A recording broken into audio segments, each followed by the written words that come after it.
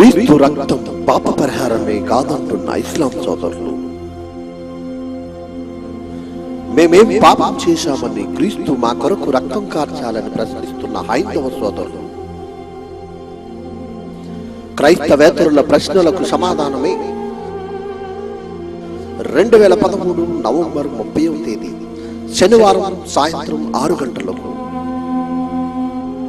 కోనసీమ కళ్యాణ మండపం రావులపాలెంలో క్రీస్తు రక్తం పాప పరిహారం కాదా సంచలనాత్మక భారీ క్రైస్తవ సభ. ఇందు ముఖ్య వాక్యోపదేశకులు జైశాలి గారి ఆత్మీయ తనయులు బ్రదర్ వై విజయ్ కుమార్ గారు. అందరూ తరలిరండి, క్రీస్తు జయకేతనాన్ని ఎగురవేయండి. సమాజంలో ప్రారంభం నుండి ఇప్పటి వరకు తండ్రి తాలూకు ఆలోచనలు అనేవి లేకుండా చేస్తుందండి సాతాను. ఉదాహరణగా ప్రారంభ కాలంలో చూసుకుంటే ఆదాము అవ్వల కాలం అండి. ఆ కాలంలో ఆదాములో అయితే దేవుని ఆలోచనలు ఎన్నో ఉన్నాయి. ఎప్పటి వరకు? అవ్వ రానంత వరకు దేవుని ఆలోచనలు బాగా ఉన్నాయి ఆదాములో. కానీ ఎప్పుడైతే అవ్వ వచ్చిందో, అవ్వ దగ్గరికి సాతాను ఎప్పుడైతే వచ్చిందో, ఎప్పుడైతే మాటలు చెప్పిందో, ఆదాములో ఉన్న దేవుని ఆలోచనలు కూడా పాడైపోయాయి. ఇప్పుడు సాతాను తాలూకు స్వభావం ఏంటి? ఏం చేస్తుందండి? మోసం చేస్తుంది. ఇదే స్వభావం మీకు ఒకరిలో కనిపిస్తుంది. మాటలతోనే మోసం చేస్తాడు. క్రీస్తు రక్తం పాపానికి పరిహారము కాదు అన్నాడు. మీ అందరికీ తెలుసు. Same character. ఒకనాడు సాతానది ఏదైతే క్యారెక్టరో, ఈనాడు షఫీద్ కూడా అదే క్యారెక్టర్. మోసపరిచే క్యారెక్టర్ అది. మాటలతోనే మోసం చేస్తాడు. అవతో ఏమందండి సాతాను? ఒకే ఒక మాట, ఇది నిజమా? సార్ చిన్న మాటే, ఇది నిజమా అన్నది. ఇప్పుడు షఫీ ఏమంటున్నాడు? మీ అందరికీ తెలిసిందే. ప్రియమైన వర్లరా, తండ్రి ఆలోచనలు ప్రారంభం నుండి సాతాను నిలవనవ్వలేదు. ఆదామ కాలంలో నిలవనవ్వలేదు, క్రీస్తు వచ్చిన కాలంలో నిలవనవ్వలేదు. చివరికి ఇప్పుడు క్రీస్తు ద్వారా స్థాపించబడిన క్రైస్తవ్యాన్ని కూడా నిలబడనివ్వటం లేదు. మరి ఏం చేయమంటారని క్రైస్తవులను అడిగితే క్రైస్తవుల నుంచి వచ్చే సమాధానం ఏంటో తెలుసా? చూస్తారా? ఆదికాండము చూడండి, క్రైస్తవుల నుంచి వచ్చే సమాధానం ఏంటో. ఆదికాండము 22వ అధ్యాయము 14వ వచనం అండి. క్రైస్తవులను అడిగితే సమాధానం ఇదే వస్తుంది. ఆ చోటికి యెహోవా ఈరే అంటే కిందనేముందండి? యెహోవా చూచుకొనును. బ్రదర్, మనకెందుకు బ్రదర్? ఒకవేళ మీరు అడిగారు అనుకోండి, మరి బైబిల్ ఓపెన్ యూనివర్సిటీ వాళ్ళు యుద్ధం అంటున్నారండి, పోరాటం అంటున్నారండి, కత్తి అంటున్నారండి, ఏంటండి ఈ మాటలన్నా మీరు అడిగారు అనుకోండి, వాళ్ళు అంతేనండి. వాళ్ళకి సోకులు ఎక్కువ, ఇంకేవో కామెంట్స్ అండి. ఎవరి గురించి? దేవుని పక్షాన దేవుని ఆలోచనలు నిలబెట్టే ఆలోచనలో బైబిల్ ఓపెన్ యూనివర్సిటీ ఉంటే వారి గురించి ఎన్నో కామెంట్స్ వస్తున్నాయి ప్రియమైన వాళ్ళారా. మరి ఇప్పుడు యుద్ధం లేదంటారా? చూడండి, ఎఫెసీయులకు రాసిన పత్రిక 6వ అధ్యాయము 10వ వచనం, 11వ వచనం, 12వ వచనం. ఎఫెసీయులకు రాసిన పత్రిక 6వ అధ్యాయము 10వ వచనం, 11, 12. 11వ వచనం నుంచి చూద్దామండి. మీరు అపవాది తంత్రాలని ఎదిరించుటకు శక్తిమంతులగునట్లు దేవుడిచ్చు సర్వాంగ కవచమును ధరించుకోండి. సాతాను తంత్రాలు వేస్తుంది, దాన్ని ఎదిరించాలి. దేవుడే చూసుకుంటాడని వదిలేయటం కాదు, ఎదిరించి దేవుడిచ్చే సర్వాంగ కవచాన్ని తొడుక్కోవాలా. ఇంకా చూడండి, ఎలా అనగా మనము పోరాడునది శరీరాలతో కాదు. మరి షఫీ శరీరే కదండి. మనము పోరాడునది శరీరాలతో కాదు అని దేవుడు అక్కడ అంటున్నాడు. మరి షఫీ శరీరం ధరించుకున్నవాడే కదా. శరీరంతో అంటే శరీరాలతో అంటే కొట్టుకోవడం అండి, కొట్టుకోవడం. అలాగా పోరాడమని చెప్పట్లేదు. ఇంకెలా పోరాడమంటున్నాడో చూడండి. ప్రధానులతోనూ అధికారులతోనూ ప్రస్తుత అంధకార సంబంధులకు లోకనాథులతోనూ. ఎలాంటి వారండి వాళ్ళు? అంధకారానికి సంబంధించిన వాళ్ళు. అంధకారంలో ఎవరుంటారు? సాతాను ఉంటాడు. వీళ్ళంతా ఎవరు అనుకుంటున్నారు? సాతాను సంబంధులు. మీరు డైరెక్ట్గా కొట్టుకోవద్దు. మీ ఆ గొడవ అయితే విడిచిపెట్టేయండి. కానీ దేవుని విషయానికి కానీ దేవుని ఆలోచనలు పాడు చేసేవారు కానీ ఎవరైనా ఉంటే వారితో యుద్ధం చెయ్యండి అని దేవుడు చెప్తున్నాడు. ఇది వాక్య ప్రకారంగా జరుగుతుందండి. యుద్ధం చేయమన్నది వాక్య ప్రకారం. ఈ వాక్య ప్రకారంగా ఫాలో అవుతుందే బైబిల్ ఓపెన్ యూనివర్సిటీ.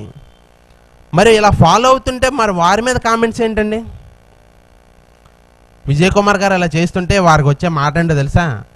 ఆయన జనాల్లో కనిపించాలని ఛాలెంజ్ అంటారంటండి. మరి ఇక్కడ ఏం చెప్తున్నారు? ఛాలెంజ్ చేస్తున్నారు ప్రతిసారి. వాక్యం చెప్పట్లేదా?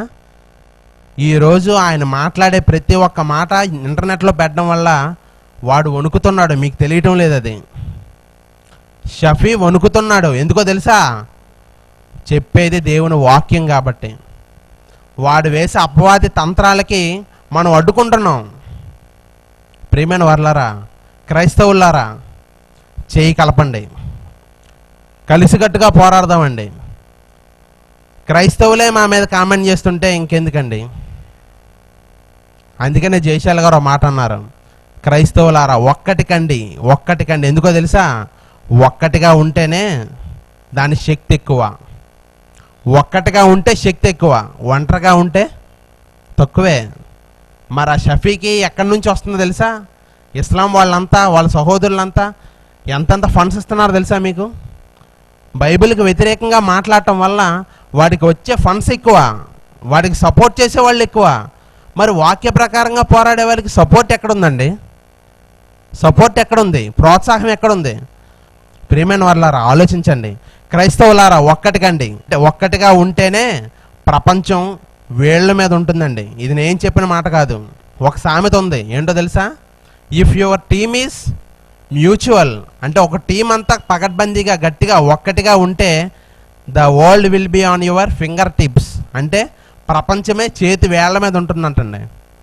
క్రైస్తవులంతా ఒక్కటిగా ఉంటే ప్రియమైన వాళ్ళారా నిలబడేది ఏంటో తెలుసా? దేవుని ఆలోచన. మర్చిపోవద్దు. ప్రపంచం అంతా ఒకవైపు ఉన్నా సరే క్రైస్తవులంతా ఒక్కటిగా ఉంటే చాలు, నిలబడేది దేవుని ఆలోచన. ఇప్పుడు అదే జరుగుతుందండి. ఇప్పుడు ఇక్కడ అదే జరుగుతుంది. దేవుని ఆలోచన నిలబెట్టడానికే ఈ కార్యక్రమం.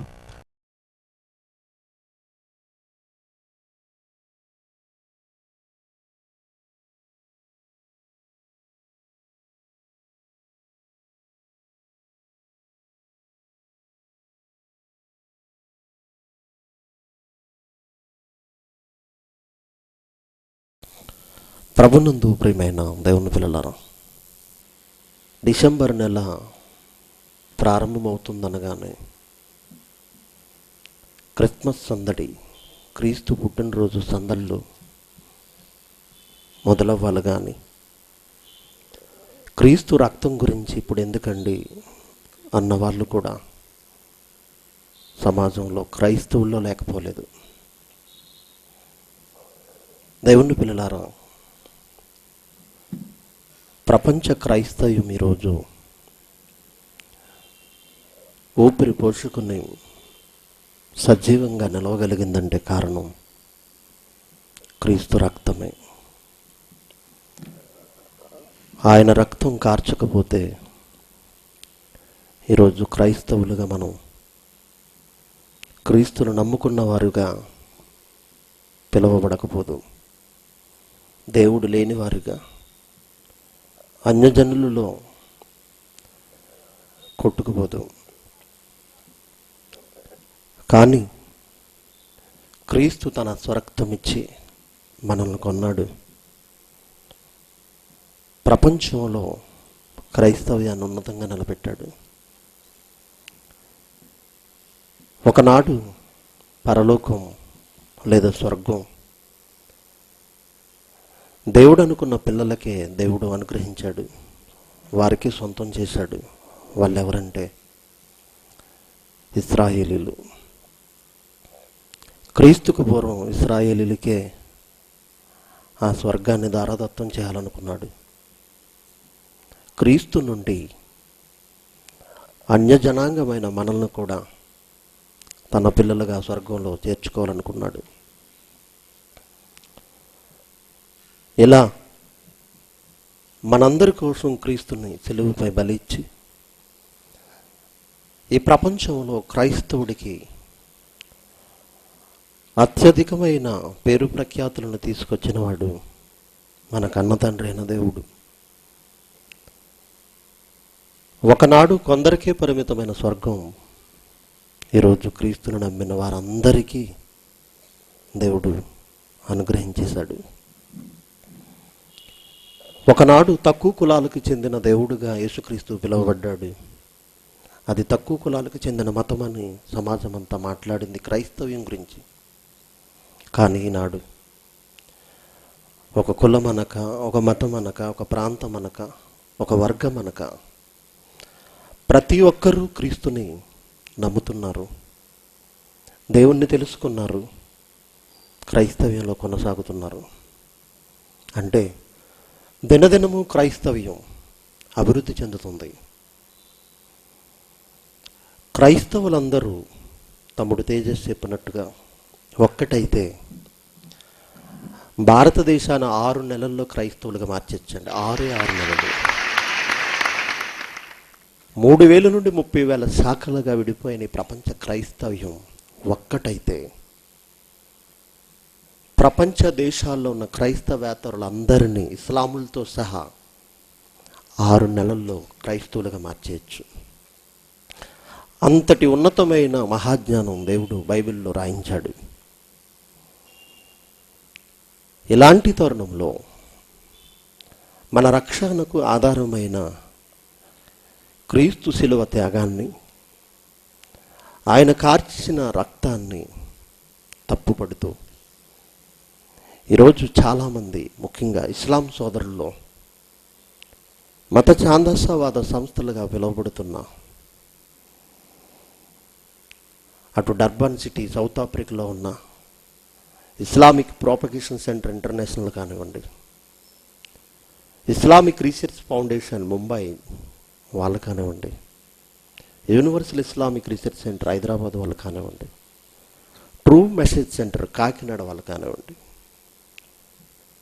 ఈరోజు క్రైస్తవ్యాన్ని దుయ్యబడుతూ, బైబిల్ని తప్పుపడుతూ, మనం నమ్ముకున్న మన రక్షకుడైన క్రీస్తు శిలువ త్యాగాన్ని తప్పుపట్టడమే కాకుండా ఆయన కార్చిన రక్తం ఎవరి పాపాలను కడుగుతుందని ప్రశ్నిస్తూ ఎన్నో వీడియో ప్రసంగాలను ఇంటర్నెట్లో పెట్టారు. ముఖ్యంగా ఇస్లాం సోదరులందరూ మరి అరబిక్ మాట్లాడతారండి, ఉర్దూ మాట్లాడతారు, హిందీ మాట్లాడతారు. వాళ్ళ ప్రసంగాలు ఇంగ్లీష్లోనూ, హిందీలోనూ, ఉర్దూలోనూ ఉంటాయి. కానీ 2007వ సంవత్సరం నుంచి మొదలుపెట్టాడండి తెలుగులో కూడా మాట్లాడి ఆంధ్ర రాష్ట్రాన్ని అతలాకుతలం చేయడానికి బయలుదేరిన వాడే సఫీ అనేవాడు, universal Islamic research centre president Hyderabad. 2007వ సంవత్సరంలో ప్రారంభమైన అతన్ని వాదన, క్రైస్తవంపై తిరుగుబాటు 2011వ సంవత్సరానికి వచ్చేసరికి నా కంటపడ్డాడు. అప్పటి నుంచి మొదలుపెట్టానండి అతని మీద యుద్ధాన్ని. 2012వ సంవత్సరంలో పెట్టిరేగిపోయాడండి. నిజంగా అతడికి ఉన్న అప్పటి ముందటి స్థితి కంటే, ముందున్న స్థితి కంటే 2012వ సంవత్సరంలో సౌదీ నుంచి, అరేబియా నుంచి, ఇస్లాం దేశాల నుంచి లక్షలు వచ్చేసాయండి. ఆ డబ్బుతో ఆంధ్ర రాష్ట్రం అంతా కలిగి తిరిగాడు. రాజమండ్రి, కాకినాడ, భీమవరం, పాలకొల్లు, కరీంనగర్, నిజామాబాద్, హైదరాబాద్, మెదక్, ఆదిలాబాద్ అన్ని జిల్లాల్లో సభలు నిర్వహిస్తూ ప్రేమపూర్వకమైన వాతావరణంలో మన విషయాలు చర్చించుకుందామని పిలిపించి పోటీగా మలిచి క్రైస్తవ్యాన్ని అవమానింపు చేసి పాస్టర్స్ని దొంగచాటుగా దెబ్బతీసి అంటే అవమానించి ఎన్నో సీడీస్ని సమాజంలో విడుదల చేశాడు. 2012 మార్చి 25వ తేదీ ఇదే స్థలంలో క్రీస్తు శిలువపై చనిపోలేదా అనే అంశంతో ప్రారంభించానండి.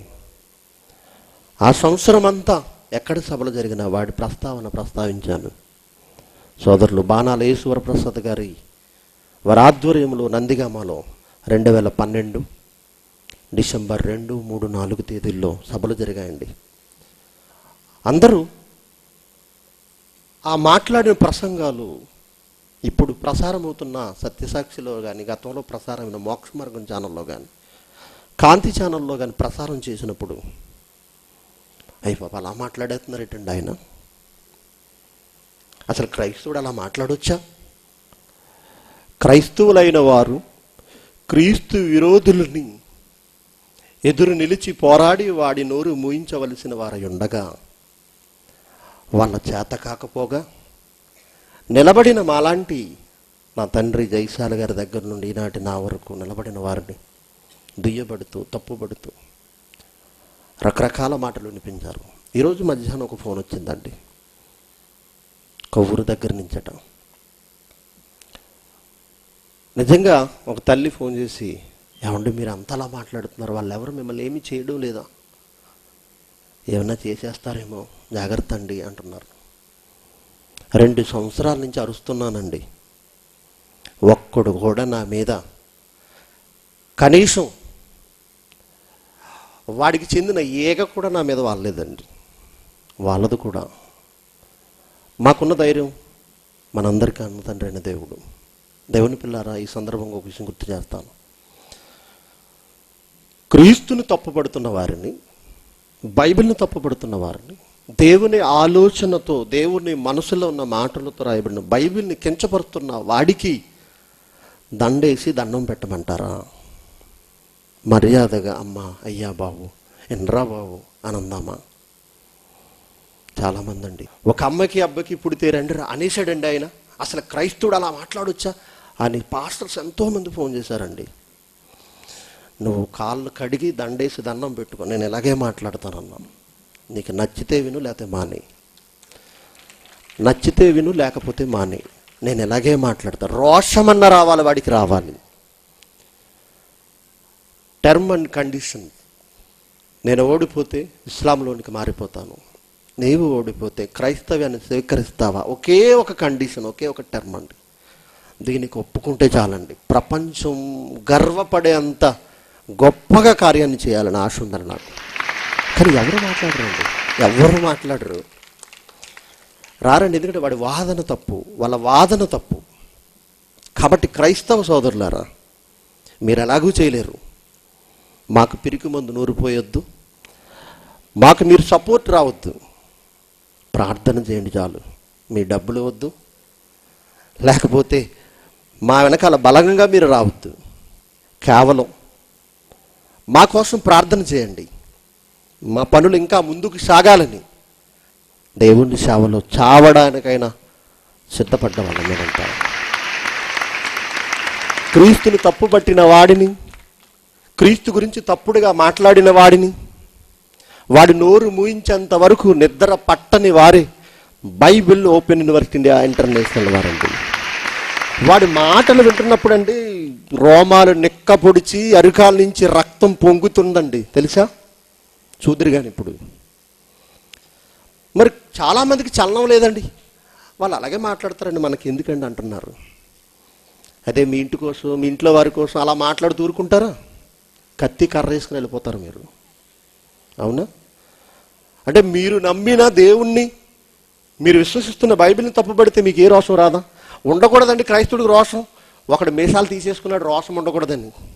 క్రైస్తవుడికి రోషం ఉండకూడదని అంటే మీసాలు తీసేసుకున్నాడు. మీసాల్లో ఉండదు రోషం, రక్తంలో ఉంటుంది, ఆత్మలో ఉంటుంది. మనకి పిరికితనము గల ఆత్మను ఇయ్యలేదు మన కన్న తండ్రి, రోషము గల దేవుడు. ఆత్మ నుంచి పుట్టిన వారమే మనమంతా. మరి మనకి పిరికి ముందు నూరు పోస్తుందండి క్రైస్తవ్యం. వాళ్ళకి బైబిల్ తెలియదు. వీడికి ఎవరు సమాధానం చెప్తారు? ఈ షఫీకి. మీ గుడిలో భజన చేసుకుంటున్నారు, మీ సంఘాలు మీరు అభివృద్ధి చేసుకున్నారు. ప్రతి ఒక్కరు సంఘం పేరుతో గుడిసెలో ప్రారంభించిన వాడు బిల్డింగ్లు కట్టేంత వరకు ఎదిగిపోతున్నాడు. ఈరోజు సేవ పేరుతో, ఆశీర్వాదం పేరుతో ఎన్నో సంపాదించేసుకుంటున్నాడు. సేవలో ఉన్నదంతా త్యాగం చేసే సేవకుడు ఎవడు ఉన్నాడు చెప్పండి సమాజంలో? ఒక Bible open university India international వారు కనబడతారండి. దేవుని జ్ఞానం మనం వంటబడితే, మన నరాల్లోకి ఎక్కితే దేవుని కోసం ఏదైనా త్యాగం చేసేయాలనిపిస్తుందండి. దేవుని పక్షాన పోరాడుతున్న వారిలో 21వ శతాబ్దంలో మేమే ఉన్నామని మరొకసారి సగర్వంగా ప్రకటిస్తున్నాను. Bible open university India international వారే క్రీస్తు పక్షాన ఎవరైనా తప్పుడుగా మాట్లాడితే నిలబడేవారు. కాబట్టి తెలుసుకోవాలి ప్రతి ఒక్కరు. ఇకపోతే క్రైస్తవులకి ఒక ఛాలెంజ్ చేశాడండి షఫీ. అదేంటో మీరు చూడాలి. దానికి సమాధానం చెప్పి ముందుకు వెళ్దాం. కొంతమంది పాస్టర్స్ అంటున్నారు ఏమని, మీ ఖురాన్ జోలికి మేము రావడం లేదు, మా బైబిల్ జోలికి మీరు ఎందుకు వస్తున్నారు? మీ ఖురాన్ మీరు చెప్పుకోండి. ఇక్కడ గమనించదగ్గ విషయం ఏమిటంటే, మా బైబిల్ జోలికి మీరు ఎందుకు వస్తున్నారు అంటే, బైబిల్ నేను అంటున్నాను, బైబిల్ మీదే అయితే ప్రజలకు ఎందుకు బోధిస్తున్నారు? అందరికీ బోధిస్తున్నారు కదా. మా బైబిల్ జోలికి మీరు వస్తున్నారంటే, మా బైబిల్ మా దగ్గర ఉండాలి అంటే, మీ బైబిల్ మీ దగ్గరే ఉండాలి. ప్రజలందరూ ఎందుకు పంచుతున్నారు? ప్రజలందరికీ ఎందుకు బోధిస్తున్నారు? అది నా ప్రశ్న. అయితే మరి మా బైబిల్ జోలికి మీరు ఎందుకు వస్తున్నారు? ఉదాహరణకి నేను గత కొన్ని సంవత్సరాల నుంచి దేవుడు నాకు అవకాశం కల్పించాడు. నేను ఇస్లాం మరియు క్రైస్తవ్యానికి మధ్య సమాంతర విషయాల గురించి మాట్లాడుతున్నాను. అంటే ఖురాన్లో ఈ విషయం ఉంది, ఇదే విషయం బైబిల్లో ఉంది, కాబట్టి నా ప్రియతమ క్రైస్తవులారా ఈ విషయాన్ని నమ్ముదాం, సమాంతరంగా ఉంది కదా అని నేను బోధిస్తున్నాను. ఎందుకు ఈ విధంగా బోధిస్తున్నానంటే, నాకు ఖురాన్ ఆదేశిస్తుంది. ఖురాన్ నాకు ఆదేశించింది నువ్వు ఈ విధంగా చేయమని. ఖురాన్ గ్రంథంలో సూర ఆలే ఇమ్రాన్ 3వ సూర 64వ వాక్యాన్ని మనం చూసినట్లయితే, ఏ అహ్లల్ కితాబు, గ్రంథ ప్రజలారా అంటే యూదులు మరియు క్రైస్తవులతో ప్రకటించాలి ఏమని, మీకు మాకు సమానమైన ఒక విషయం మీకు రండి. మీకు మాకు మధ్య ఏవైతే విషయాలు సమాంతరంగా ఉన్నాయో ఆ విషయాల వైపుకు రండి. నేను అదే పని చేస్తున్నాను. ఖురాన్ ఆదేశం మేరకు నేను ఖురాన్ మరియు బైబిల్లో ఉన్న సమాంతర విషయాల నుంచి గత కొన్ని సంవత్సరాల నుంచి మాట్లాడుతున్నాను. అయితే ఇది ఏ పద్ధతి అయితే నేను చేస్తున్నానో, ఖురాన్ మరియు బైబిల్ మధ్య ఉండే సమాంతర విషయాల నుంచి మాట్లాడుతున్నాను, దీన్ని చాలా మంది పాస్టర్లు ఖండిస్తున్నారు. ఎందుకు ఈ విధంగా చేస్తున్నారు? మా బైబిల్ గురించి మీకు ఎందుకు అని. అయితే ఇక్కడ చూడండి, ఇటు ముస్లిమ్స్ ఉన్నారు, ఇక్కడ క్రైస్తవులు ఉన్నారు, ఇక్కడ యూదులు ఉన్నారు. 3 వేరు వేరు వర్గాలు, 3 దగ్గర గ్రంథాలు ఉన్నాయి. అయితే నేనంటున్నాను, మనం ఒక విషయం వైపుకి ఆహ్వానించే ముందు ఆ విషయము ఎదుటి వ్యక్తి నమ్ముతున్న గ్రంథంలో కూడా సమాంతరంగా ఉంటే ఆ గ్రంథంలో ఉన్న ఆ విషయం గురించి తెలియచేయడం, ఇది కేవలం ఖురాన్లో ఆదేశించిన విషయము, నేను ఉపయోగిస్తున్న పద్ధతే కాదు, ఇది యేసు వారు కూడా ఉపయోగించిన పద్ధతి. ఉదాహరణకి బైబిల్లో మనం చూసుకున్నట్లయితే యోహాను సువార్త 8వ అధ్యాయం 17-18 వాక్యాలను మనం పరిశీలించినట్లయితే, అక్కడ యేసు వారు ఒక మాట తెలియజేస్తున్నారు, చాలా జాగ్రత్తగా గమనించాలి. ఏమని? 2 మనుషుల సాక్ష్యము సత్యమని మీ ధర్మశాస్త్రంలో వ్రాయబడి ఉన్నది కదా. గమనించాలి, 2 మనుషుల సాక్ష్యము సత్యమని మీ ధర్మశాస్త్రంలో వ్రాయబడి ఉన్నది కదా. యేసు వారు వారికి బోధించాలనుకుంటున్నారు ఏమని? 2 మనుషుల సాక్ష్యము సత్యము అని. తనంతటకు తాను బోధించవచ్చు కదా, 2 మనుషుల సాక్ష్యము సత్యము అని. బోధించకుండా మీ ధర్మశాస్త్రంలో వ్రాయబడి ఉన్నది కదా అని బోధిస్తున్నారు. ఇది యేసువారి పద్ధతి, యేసువారు బోధించినటువంటి పద్ధతి. ఇది బోధించే అనుమతి బైబిల్ ఇస్తుంది. అంతేకాదు, నేడు మన భారతదేశంలో ఏదైతే జీవితం గడుపుతున్నామో, భారత రాజ్యాంగం కూడా నాకు అనుమతి ఇస్తుంది. మీరు మీ యొక్క విశ్వాసాలని బోధించుకోవచ్చు, ప్రసంగించవచ్చు, వ్యక్తపరచుకోవచ్చు.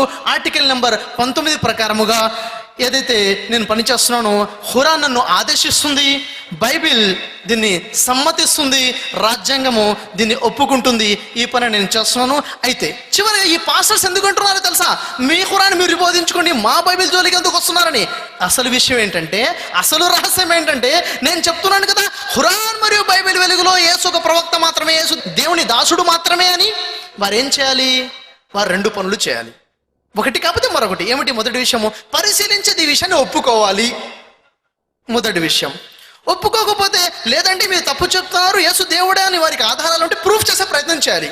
ఈ 2 చేయలేక మీరు మా బైబిల్ జోలికి ఎందుకు వస్తున్నారు అని ఇది ఒక డొంక తిరుగుడు తప్ప మరి ఏమీ కాదు.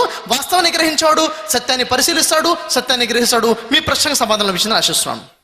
దేవుని పిల్లలారా, ఈరోజు మనం భారతదేశంలో ఉన్నాం. భారత రాజ్యాంగంలో ఉన్న ఒక సెక్షన్ కూడా చూపించాడు. Article 19A. ఆ ఆర్టికల్లో ఈరోజు మత స్వాతంత్రం ఉన్న మన దేశంలో విభిన్న మతాలు ఈరోజు ప్రపంచంలో భారతదేశంలోనే ఎక్కువ ఉన్నాయి. భిన్న మత సంస్కృతి కలిగిన మంచి సంస్కృతి కలిగిన దేశం మనది.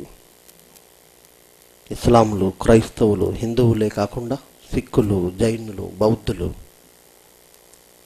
ఇలా ఎన్నో మతాలు, ఆ మతాలకు చెందిన ప్రజలు ఈరోజు భారతదేశంలో ఉన్నారు. ఎందుకు రాజ్యాంగంలో చట్టాన్ని చేశారంటే మతాల పేరిట ఎన్నో కలహాలు రేగాయి, ఎన్నో యుద్ధాలు జరిగాయి ప్రపంచవ్యాప్తంగా. అలాంటప్పుడు అత్యధిక జనాభా గల దేశాలలో ఒకటైన మన దేశం కూడా విభిన్న మతాలకు చెందిన వారున్న ప్రాంతం కనుక మన దేశంలో మతాల మధ్య కలహాలు రాకూడదని, యుద్ధాలు జరగకూడదని, మనుషుల మధ్య మతాల పేరుతో మారణహోమం జరగకూడదని మన రాజ్యాంగంలో చక్కని చట్టాన్ని చేశారు. మీ మత విశ్వాసాలను మీరు ప్రకటించుకోవచ్చు తప్ప ఎదుటివారి మత విశ్వాసాలను తప్పు పట్టకూడదు అనే మాట కూడా ఉంది. వాడు చెప్పలేదంతే. అమాయకులైన క్రైస్తవుల మాటలు వినగానే నిజమేనేమో అనుకుంటారు. కాదండి. ఒక మతానికి చెందిన విశ్వాసాన్నే కాదు, ఒక మనిషికి అభ్యంతరకరమైన వ్యాఖ్య చేసిన చట్టంలో సెక్షన్ ఉంది. దూషించిన, తిట్టిన, కొట్టిన, మనిషి మీద మనిషి దూషించిన, మనిషి మీద మనిషి బూతులు మాట్లాడినా లేదా తిట్టినా, కులం పేరుతోనో మతం పేరుతోనో ఎత్తి చూపించినా, వేలెత్తి చూపించినా చట్ట ప్రకారం శిక్షార్హులం అవుతాం మనం. నిజంగా అతడు అన్న మాట ప్రకారంగా ఒకవేళ భారత రాజ్యాంగం దాన్ని ఒప్పుకుంటే క్రైస్తవుడు అతని నోరు వాక్యం ద్వారానే మూయించాలనే ఆలోచనతో ఇలా నిలబడ్డాం. కానీ ఇతన్ని కటకటాల వెనక్కి పంపించాలంటే 1 నిమిషం చాలండి. అతడు మాట్లాడిన ప్రసంగాలను 1 క్లిప్పింగ్ చూపించి అరెస్ట్ చేయించవచ్చు. రాజ్యాంగం ఒప్పుకుంటుంది అని ఒకవేళ నీవి పని చేయి విజయ్ అని ఒకవేళ సఫీ అంటే, ఒకవేళ కటకటాల వెనక పంపించామనుకోండి, వాడు అంటాడు ఏమన్నా తెలుసా, నా వాదనను నిరూపించలేక కేసు పెట్టారు అంటాడు. వాదనను నిరూపించగలిగిన మనము ఇదిగో రాజ్యాంగం ఒప్పుకుంటుందని ఇలా మాట్లాడడం, మీరేం చేస్తారో చేసుకోండి అని అంటే 2 నిమిషాల్లో పెట్టించేచ్చండి జైల్లో. హైందవ సోదరుల గురించి ఇష్టానుసారంగా మాట్లాడినందుకు అక్బరుద్దీన్ ఏమయ్యాడు? ఒక రాజకీయ నాయకుడు, అధికారంలో ఉన్న వ్యక్తి ఏమయ్యాడు? కటకటాల వెనక్కి వెళ్ళాడు. అలా మనం కూడా కటకటాల వెనక్కి పెట్టించవచ్చు, నెట్టించవచ్చు. కానీ క్రైస్తవులుగా మనం ఆ పని చేయకూడదు. సమాధానం చెబుదాం. దేవుని పిల్లలారా, అది యేసువారి పద్ధతట. యేసువారు కూడా వాడు ఉపయోగించిన పద్ధతిని ఉపయోగించారట. ఏంటది? మీరు ఇప్పుడు తీయండి. యోహాను సువార్త 8వ అధ్యాయము 17వ వచనం చూడండి. 2 మనుషుల సాక్ష్యము సత్యమని మీ ధర్మశాస్త్రంలో రాయబడి ఉన్నది కదా అంటున్నాడు. 2 మనుషుల సాక్ష్యము సత్యము అన్నాడు. ఇతను కూడా చూపిస్తూ, ఒకటి ఖురాన్, బైబిల్, ఈ రెండింటి వెలుగులో సమాంతర విషయం గురించి మాట్లాడుతున్నానంటే బైబిల్ సాక్ష్యమిస్తుంది, ఖురాను సాక్ష్యమిస్తుంది కనుక యేసువారు ఉపయోగించిన పద్ధతినే నేను ఉపయోగించాను అంటున్నాడు. అసలు యేసుక్రీస్తు వారు ఏ విషయం గురించి ఈ మాట అన్నాడో ముందు మనం ఆలోచించాలి. బైబిల్ గురించి ఎవరు మాట్లాడినానండి, సందర్భాన్ని బాగా ఆలోచించాలి, చూడాలి ఏ సందర్భంలో ఆ మాట ప్రయోగించబడింది. ఈ విషయాన్ని మనతో పాటు వాళ్ళు కూడా ఆలోచించాలి. చూద్దాం ఏ సందర్భంలో మాట్లాడాడు యేసుక్రీస్తు వారు అని అంటే, మీరు చూడగలిగితే దేవుని పిల్లలారా 15వ వచనంలో, మీరు శరీరమును బట్టి తీర్పు తీర్చుచున్నారు, నేను ఎవరికీ తీర్పు తీర్చను, నేను ఒక్కడనై ఉండక నేనును నన్ను పంపిన తండ్రియు కూడా ఉన్నాము అంటున్నాడు. యేసుక్రీస్తు వారిని వారు నమ్మడం లేదు. నా ఒక్కడి సాక్ష్యం అనుకుంటున్నారేమో, నేను ఒక్కడిగా లేను, తండ్రి కూడా ఉన్నాడు. ఈ విషయం క్రైస్తవ్యానికి కూడా మింగుడు పడదండి. తండ్రి అయిన దేవుడు ఉన్నాడు, కుమారుడైన క్రీస్తు ఉన్నాడు, పరిశుద్ధాత్ముడు ఉన్నాడు. ముగ్గురు ఉన్నారు. ముగ్గురు ఒక్కడైనా మాట్లాడుకుంటున్నారు. మన వాళ్ళకు కూడా జ్ఞానం లేక బైబిల్లో ఉన్న విషయాన్ని ఆలోచించకుండా మాట్లాడుతున్నారు. అలాంటి వారికి దొరుకుతున్నారు. దేవుని పిల్లలారా, ఆలోచించగలిగితే యేసుక్రీస్తుని లోకానికి పంపించింది ఎవరు? తండ్రి అయిన దేవుడు. ఈయన కుమారుడైన దేవుడు, క్రీస్తు వారు. ఈ విషయం ఇశ్రాయేలీలు నమ్మడం లేదు. ఇంతకు ఇశ్రాయేలీలు ఎవరు? యేసుక్రీస్తుకు చెందిన శారీరకంగా యేసుక్రీస్తు రక్త మాంసంలో ధరించుకుని పుట్టిన వర్గంలోని వారే. ఇప్పుడు ధర్మశాస్త్రం యూదులదేనా? ఆ యూదులలో పుట్టిన యేసుక్రీస్తుది కూడా నా ధర్మశాస్త్రం చెప్పాలి. యేసుక్రీస్తు కూడా ధర్మశాస్త్రాన్ని నెరవేర్చాడా, పాటించాడా లేదా? పాటించాడు. 30వ ఏటన ఎందుకు బాప్తిసం తీసుకుని స్వార్థ ప్రకటనకు వచ్చాడో తెలుసా?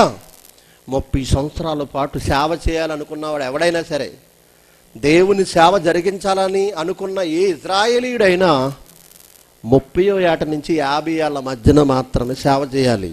ఇది సంఖ్యాకాండంలో ఉన్న వివరణ. సంఖ్యాకాండము 4వ అధ్యాయము 3వ వచనం నుంచి చూడండి దేవుని పిల్లారా. 30 ఏండ్లు మొదలుకొని 50 ఏండ్ల వరకు ప్రాయము కలిగి ప్రత్యక్షపు గుడారములో పనిచేయుటకు శానగా చేరగల వారందరి సంఖ్యను రాయించుము. చాలా మాటలు ఉన్నాయండి, ఒకటి చాలు. దేవుని సేవ చేయాలనుకునేవారు ఎవరైనా 30 సంవత్సరాల పాటు తల్లిదండ్రులకు విధేయులుగా ఉండాలి. తల్లిదండ్రులకు విధేయుడిగా కాకపోతే అతన్ని రాళ్లతో కొట్టి చంపాలనే చట్టం మోషే ధర్మశాస్త్రంలో ఉంది తెలుసా? గనుక 30వ ఏట వరకు యేసుక్రీస్తు వారు తల్లిదండ్రులకి విధేయుడయ్యాడు, ధర్మశాస్త్రాన్ని నెరవేరుస్తూ. 30వ ఏటను స్వార్థ ప్రకటనకు వచ్చాడు. ఎవరి మధ్యకు వచ్చాడు? ముందుగా ఇజ్రాయేలీలోని నశించిన గొర్రెల యొద్దకే ముందుగా పంపబడ్డాడు. ఆయన ఏ వర్గంలో అయితే రక్తమాంసములు ధరించుకుని పుట్టాడు వాళ్ళే నమ్మనప్పుడు, ఇదిగో మన ధర్మశాస్త్రంలో నా గురించి మోషే చెప్పాడు, ప్రవక్తలు చెప్పారు, ప్రవక్తలు చెప్పిన ఆ మెస్సియాని, ఆ క్రీస్తును నేనే అని నా మాట మీరు నమ్మరా? ధర్మశాస్త్రంలో, మనం నమ్మిన ధర్మశాస్త్రంలో 2 మనుషులు సాక్ష్యం సత్యమని నమ్మి శిక్ష విధించాలని ఉంది కదా మోషే ధర్మశాస్త్రంలో. ఇదిగో నేను ఒక్కడినై లేను, నన్ను పంపిన తండ్రి కూడా ఉన్నాడు, గనుక నా సాక్ష్యము సత్యమే. ఈ మాట హైందవ సోదరుల్లో ఉన్న మత గ్రంథాల్లోనే యేసుక్రీస్తు చూపించాడా, లేకపోతే ఇస్మాయేలీలకు చెందిన మత గ్రంథం ఖురాన్లో చూపించాడా యేసుక్రీస్తు వారు? చెప్పండి, ఏ గ్రంథంలో చూపించాడు? తను కలిగి ఉన్న మోషే ధర్మశాస్త్రంలోనే చూపించాడా, బయట గ్రంథాల్లో చూపించాడా? ధర్మశాస్త్రంలోనే చూపించాడు. ధర్మశాస్త్రం ఎవరిది? ఇశ్రాయేలీలది. మోషే ఎవరికి ఇచ్చాడు? ఇశ్రాయేలీలకు ఇచ్చాడు. ఆ ఇశ్రాయేలీలలోనే యూదులున్నారు. ఆ యోధా గర్భము నుండే వచ్చినవాడు యేసుక్రీస్తు వారు, యోధా గోత్రపు సింహం. కాబట్టి దేవుని పిల్లలారా, తన గురించిన సాక్ష్యం తన పితరులు, తన వర్గీయులు, తన కుటుంబీకులు కలిగి ఉన్న ధర్మశాస్త్రంలో చూపించాడు తప్ప బయట గ్రంథాల్లో చూపించలేదురా. అవునంటారా కాదంటారా? బయట గ్రంథాల్లో చూపించలేదు. ఇప్పుడు యేసుక్రీస్తు వారు మాటనే తీసుకుని ఇది యేసువారు పద్ధతి అంటున్నాడు. యేసువారు బైబిల్లో ఆది కాండం నుంచి ప్రకటన గ్రంథం వరకు, లేదా క్రీస్తు ద్వారా మనకిచ్చిన క్రొత్త నిబంధనలో ఎదుటివారి మత గ్రంథాల్లోనికి వెళ్ళి నన్ను ప్రకటించండి అన్న మాట క్రీస్తు ఎక్కడా చెప్పలేదు, పౌలు ఎక్కడా చెప్పలేదు, అపోస్తులు ఎక్కడా చెప్పలేదు. ఈరోజు క్రైస్తవ్యానికి కూడా ఈ విషయం అర్థం కాలేదు. వేదాలలో క్రీస్తును చూపించే దైవజనులు వస్తున్నారని వేస్తున్నారు. వేదాలలో క్రీస్తును చూపించేవాడు వాడు అబద్ధ బోధకుడు తెలుసా? వేదాలలో క్రీస్తున్నాడు అంటున్నాడంటే ఆ వేదాలు దేవుని వల్ల కలిగే నువ్వే నమ్ముతున్నావు అన్నమాట. దేవుని ద్వారా అవతరింపజేసిన గ్రంథం, దూతల ద్వారాను తన కుమారుడైన క్రీస్తు ద్వారాను పరిశుద్ధాత్మను ద్వారాను ఇచ్చిన సర్వసత్యం. ఇది దాటి వేరొక గ్రంథంలో ఉన్నాడని నమ్ముతున్నామంటే ఇందులో పట్టు లేదా? కాబట్టి యేసుక్రీస్తు వారు కానీ అపోస్తులు కానీ అపోస్తులైన పౌలు కానీ ఇతర మత గ్రంథాల్లోనికి వెళ్ళి బోధించలేదు, నిరూపించలేదు.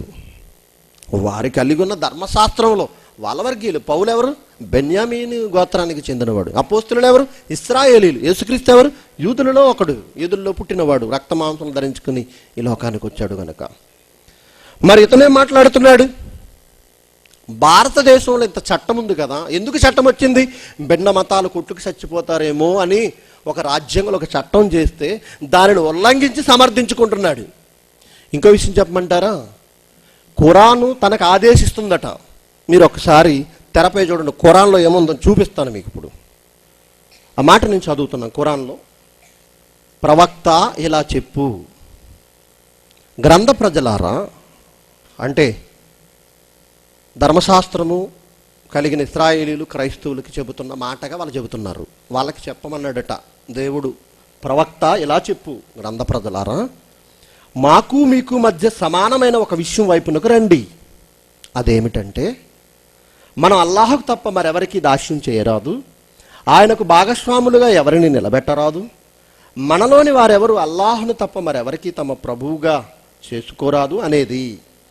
ఈ సందేశాన్ని స్వీకరించడానికి వారు వైముఖ్యం కనబరిస్తే వారితో స్పష్టంగా ఇలాను, మేము ముస్లింలము, అల్లాహ్కే దాస్యం చేసేవారు అని చెప్పేసి ఊరుకో అని ఉంది ఇందులో అండి. ఏమండి, మరలా వాళ్ళు ఒకవేళ ఈ విషయం మీద వైముఖ్యం చూపిస్తే, ఇదిగో మీకు మాకు సమాంతరమైన విషయం, దేవుడు ఒక్కడే తప్ప మరొకడు లేడు, యేసుక్రీస్తు దేవుడు కాదు అనే విషయం అంతర్గతంగా అందులో ఉంది. ఈ విషయం గురించి ఒకవేళ నువ్వు బోధించినప్పుడు వాళ్ళు వ్యతిరేకత చూపిస్తే, మీరు వ్యతిరేకత చూపించారు, మేము మాత్రం ముస్లింలు, ఈ మాటకి కట్టుబడి ఉంటాం అని చెప్పేసి తప్పుకో అని ఉందండి ఖురాన్లో. ఖురాన్ ఏం ఆదేశిస్తుందట? బైబిల్ని తప్పు పట్టమని ఏమైనా చెప్పిందా? ఎదుటివారి మత విశ్వాసాలను తప్పు పట్టమని ఒకవేళ ఏమైనా చెప్పిందా? ఒకవేళ చెబితే ఈ దేశంలో ఖురాన్ని నిషేధించాలండి.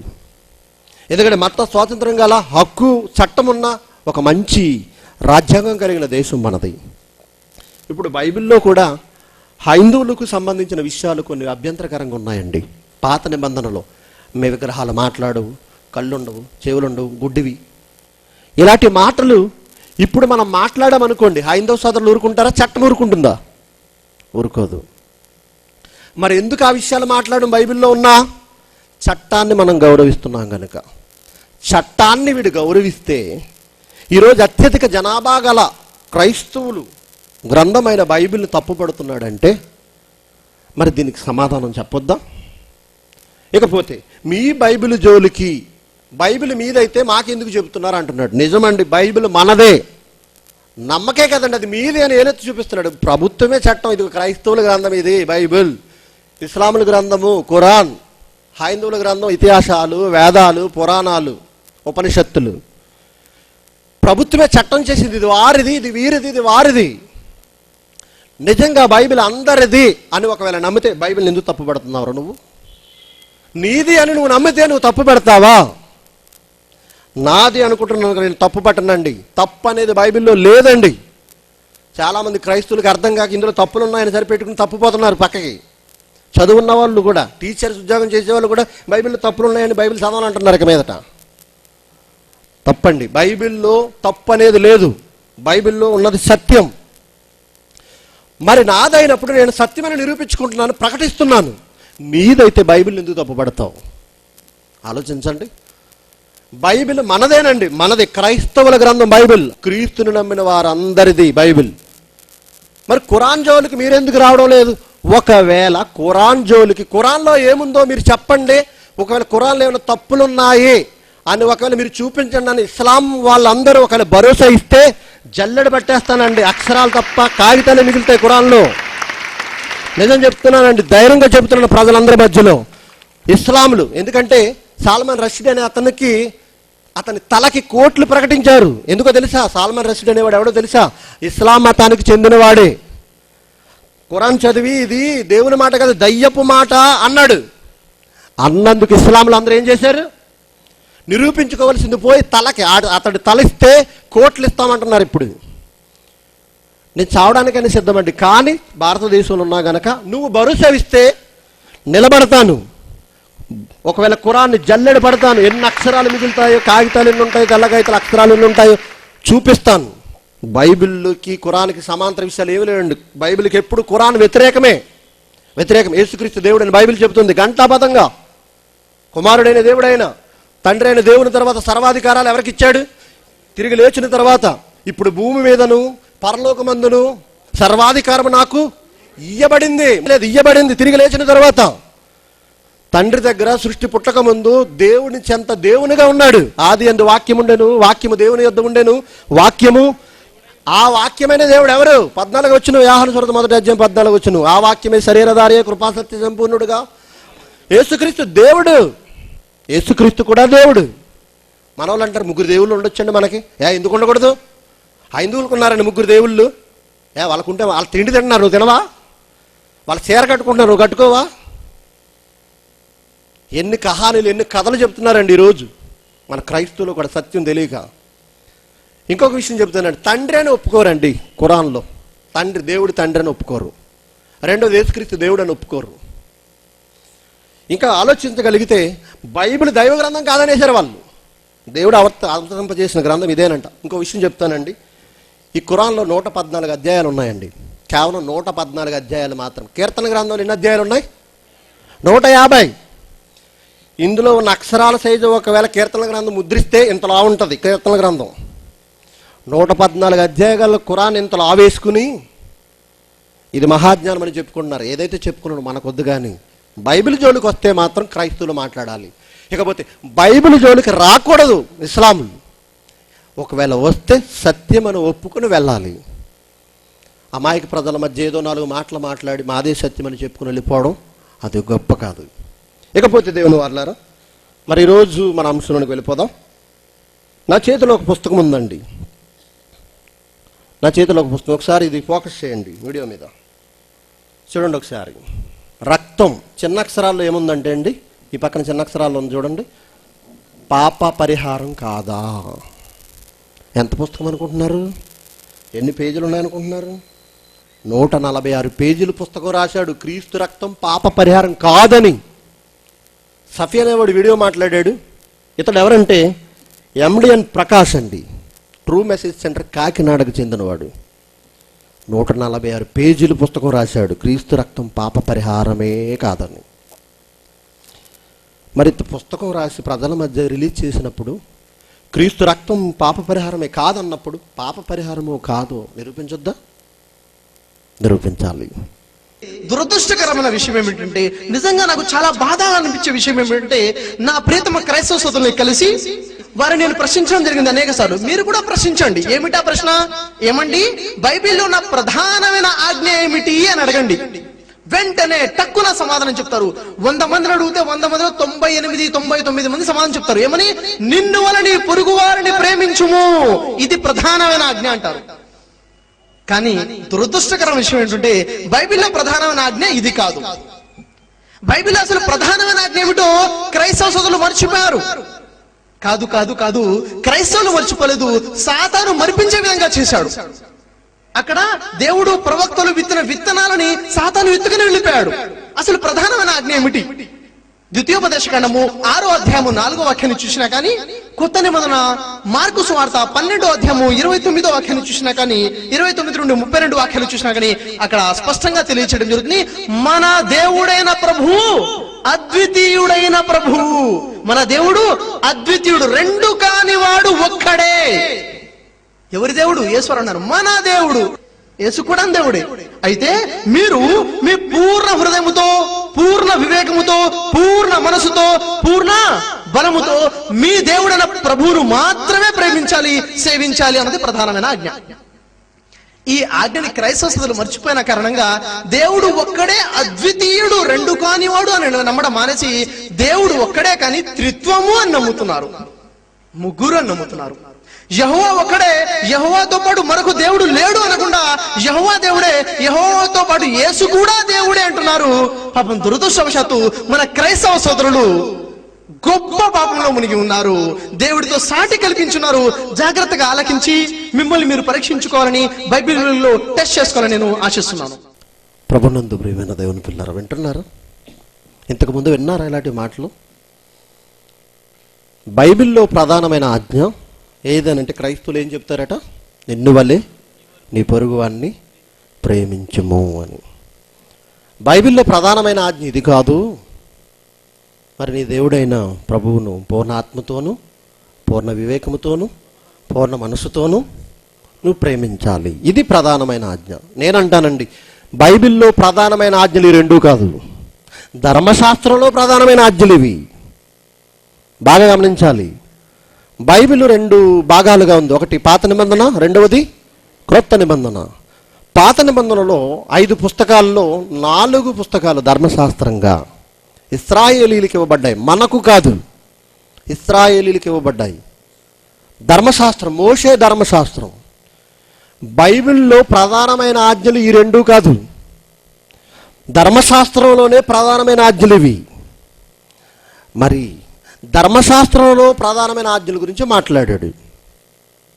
ఎందుకంటే ఎవరికి బోధిస్తున్నాడు, ఎవరు యేసు దగ్గరకు వచ్చి ప్రశ్న అడిగాడు ఒకసారి మీరు చూడండి. మార్కు సువార్త 12వ అధ్యాయము 28వ వచనం నుంచి. శాస్త్రులలో ఒకడు వచ్చి, శాస్త్రులలో ఎవరా శాస్త్రి? ఏ శాస్త్రుల్లోని వాడు? ధర్మశాస్త్రోపదేశకులలో ఒకడు వచ్చి, ధర్మశాస్త్రాన్ని బోధించేవాడు ఒకడు వచ్చి, వారు తర్కించుట విని ఆయన వారికి బాగా ఉత్తరం ఇచ్చినని గ్రహించి, ఎవరు? సద్దుకైలు వచ్చి పునరుద్ధానం లేదు అని ప్రశ్నేశారండి యేసుకి. వాళ్ళ నోరు ముయించాడు. సద్దుకైలనే తెగ ఒకటి ఉంది, వాళ్ళు పునరుద్ధానం లేదంటారు, చనిపోతే తిరిగి బ్రతుకు లేదంటారు, చనిపోయిన వాడు తిరిగి బ్రతకుడు అంటారు.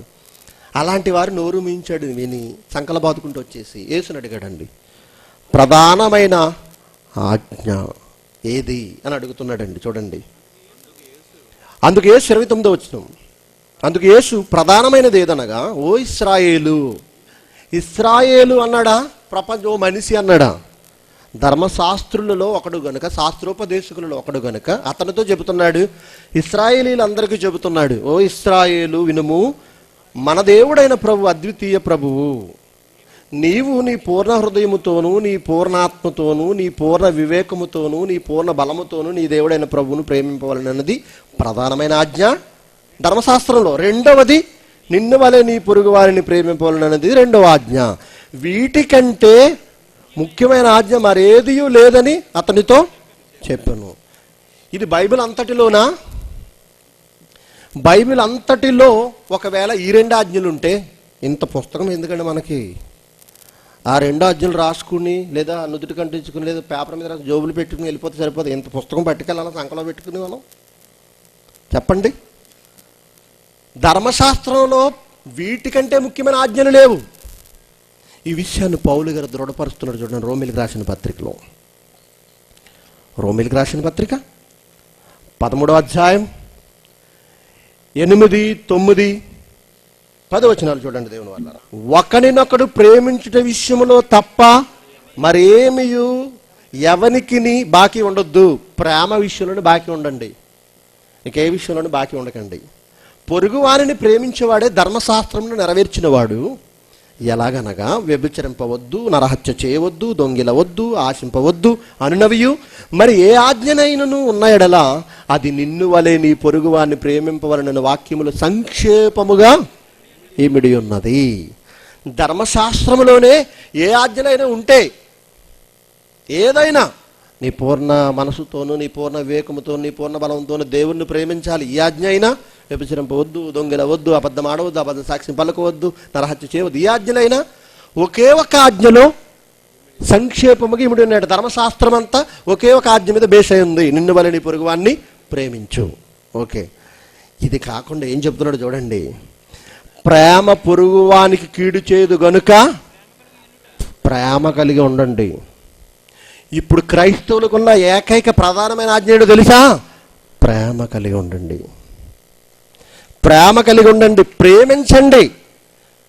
ప్రేమిస్తే దేవుణ్ణి ప్రేమించినట్ట, మనిషిని ప్రేమిస్తే దేవుణ్ణి ప్రేమించినట్ట చెబుతున్నాడు మొదటి యోహాను పత్రిక.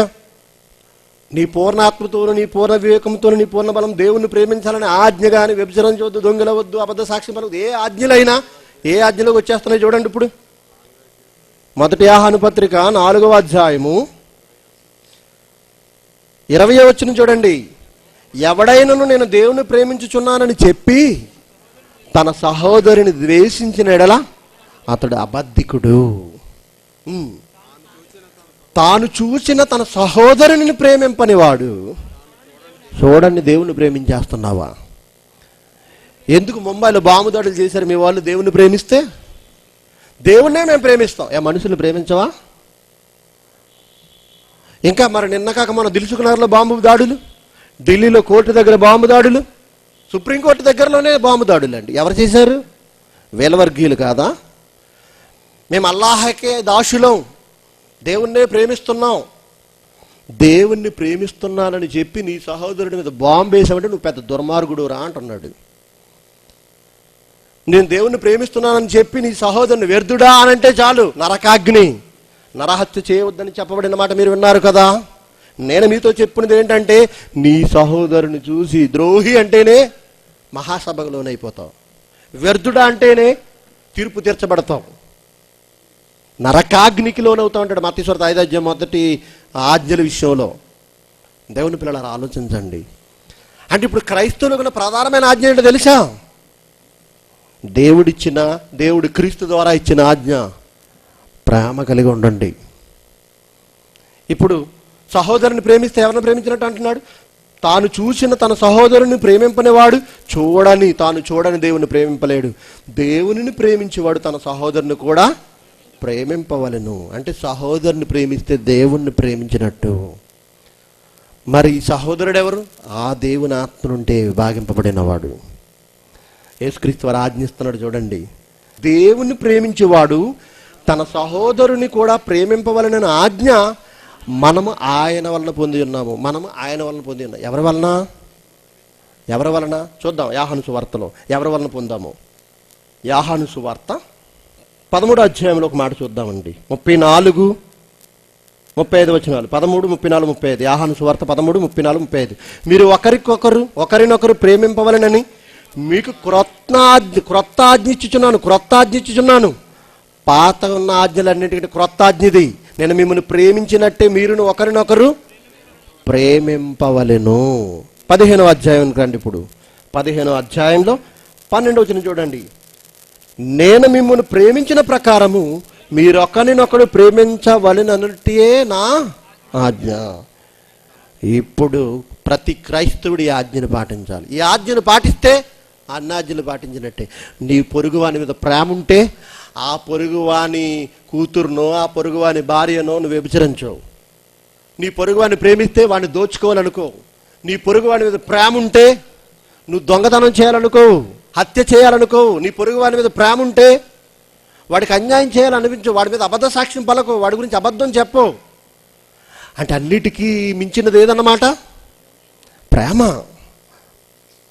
సహోదరుని ప్రేమించాలి. అంటే ఇప్పుడు క్రైస్తవులకున్న ఏకైక ఆజ్ఞ ఏంటో తెలుసా? సహోదరుని ప్రేమించాలి. మరి ఇతనే మాట్లాడుతున్నాడు, బైబిల్లో ప్రధానమైన ఆజ్ఞ అది అంటున్నాడు. పోనీ అదే అనుకుందాం.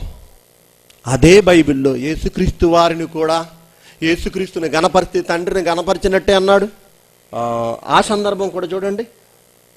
యోహాను సువార్త 5వ అధ్యాయం అండి, 22, 23.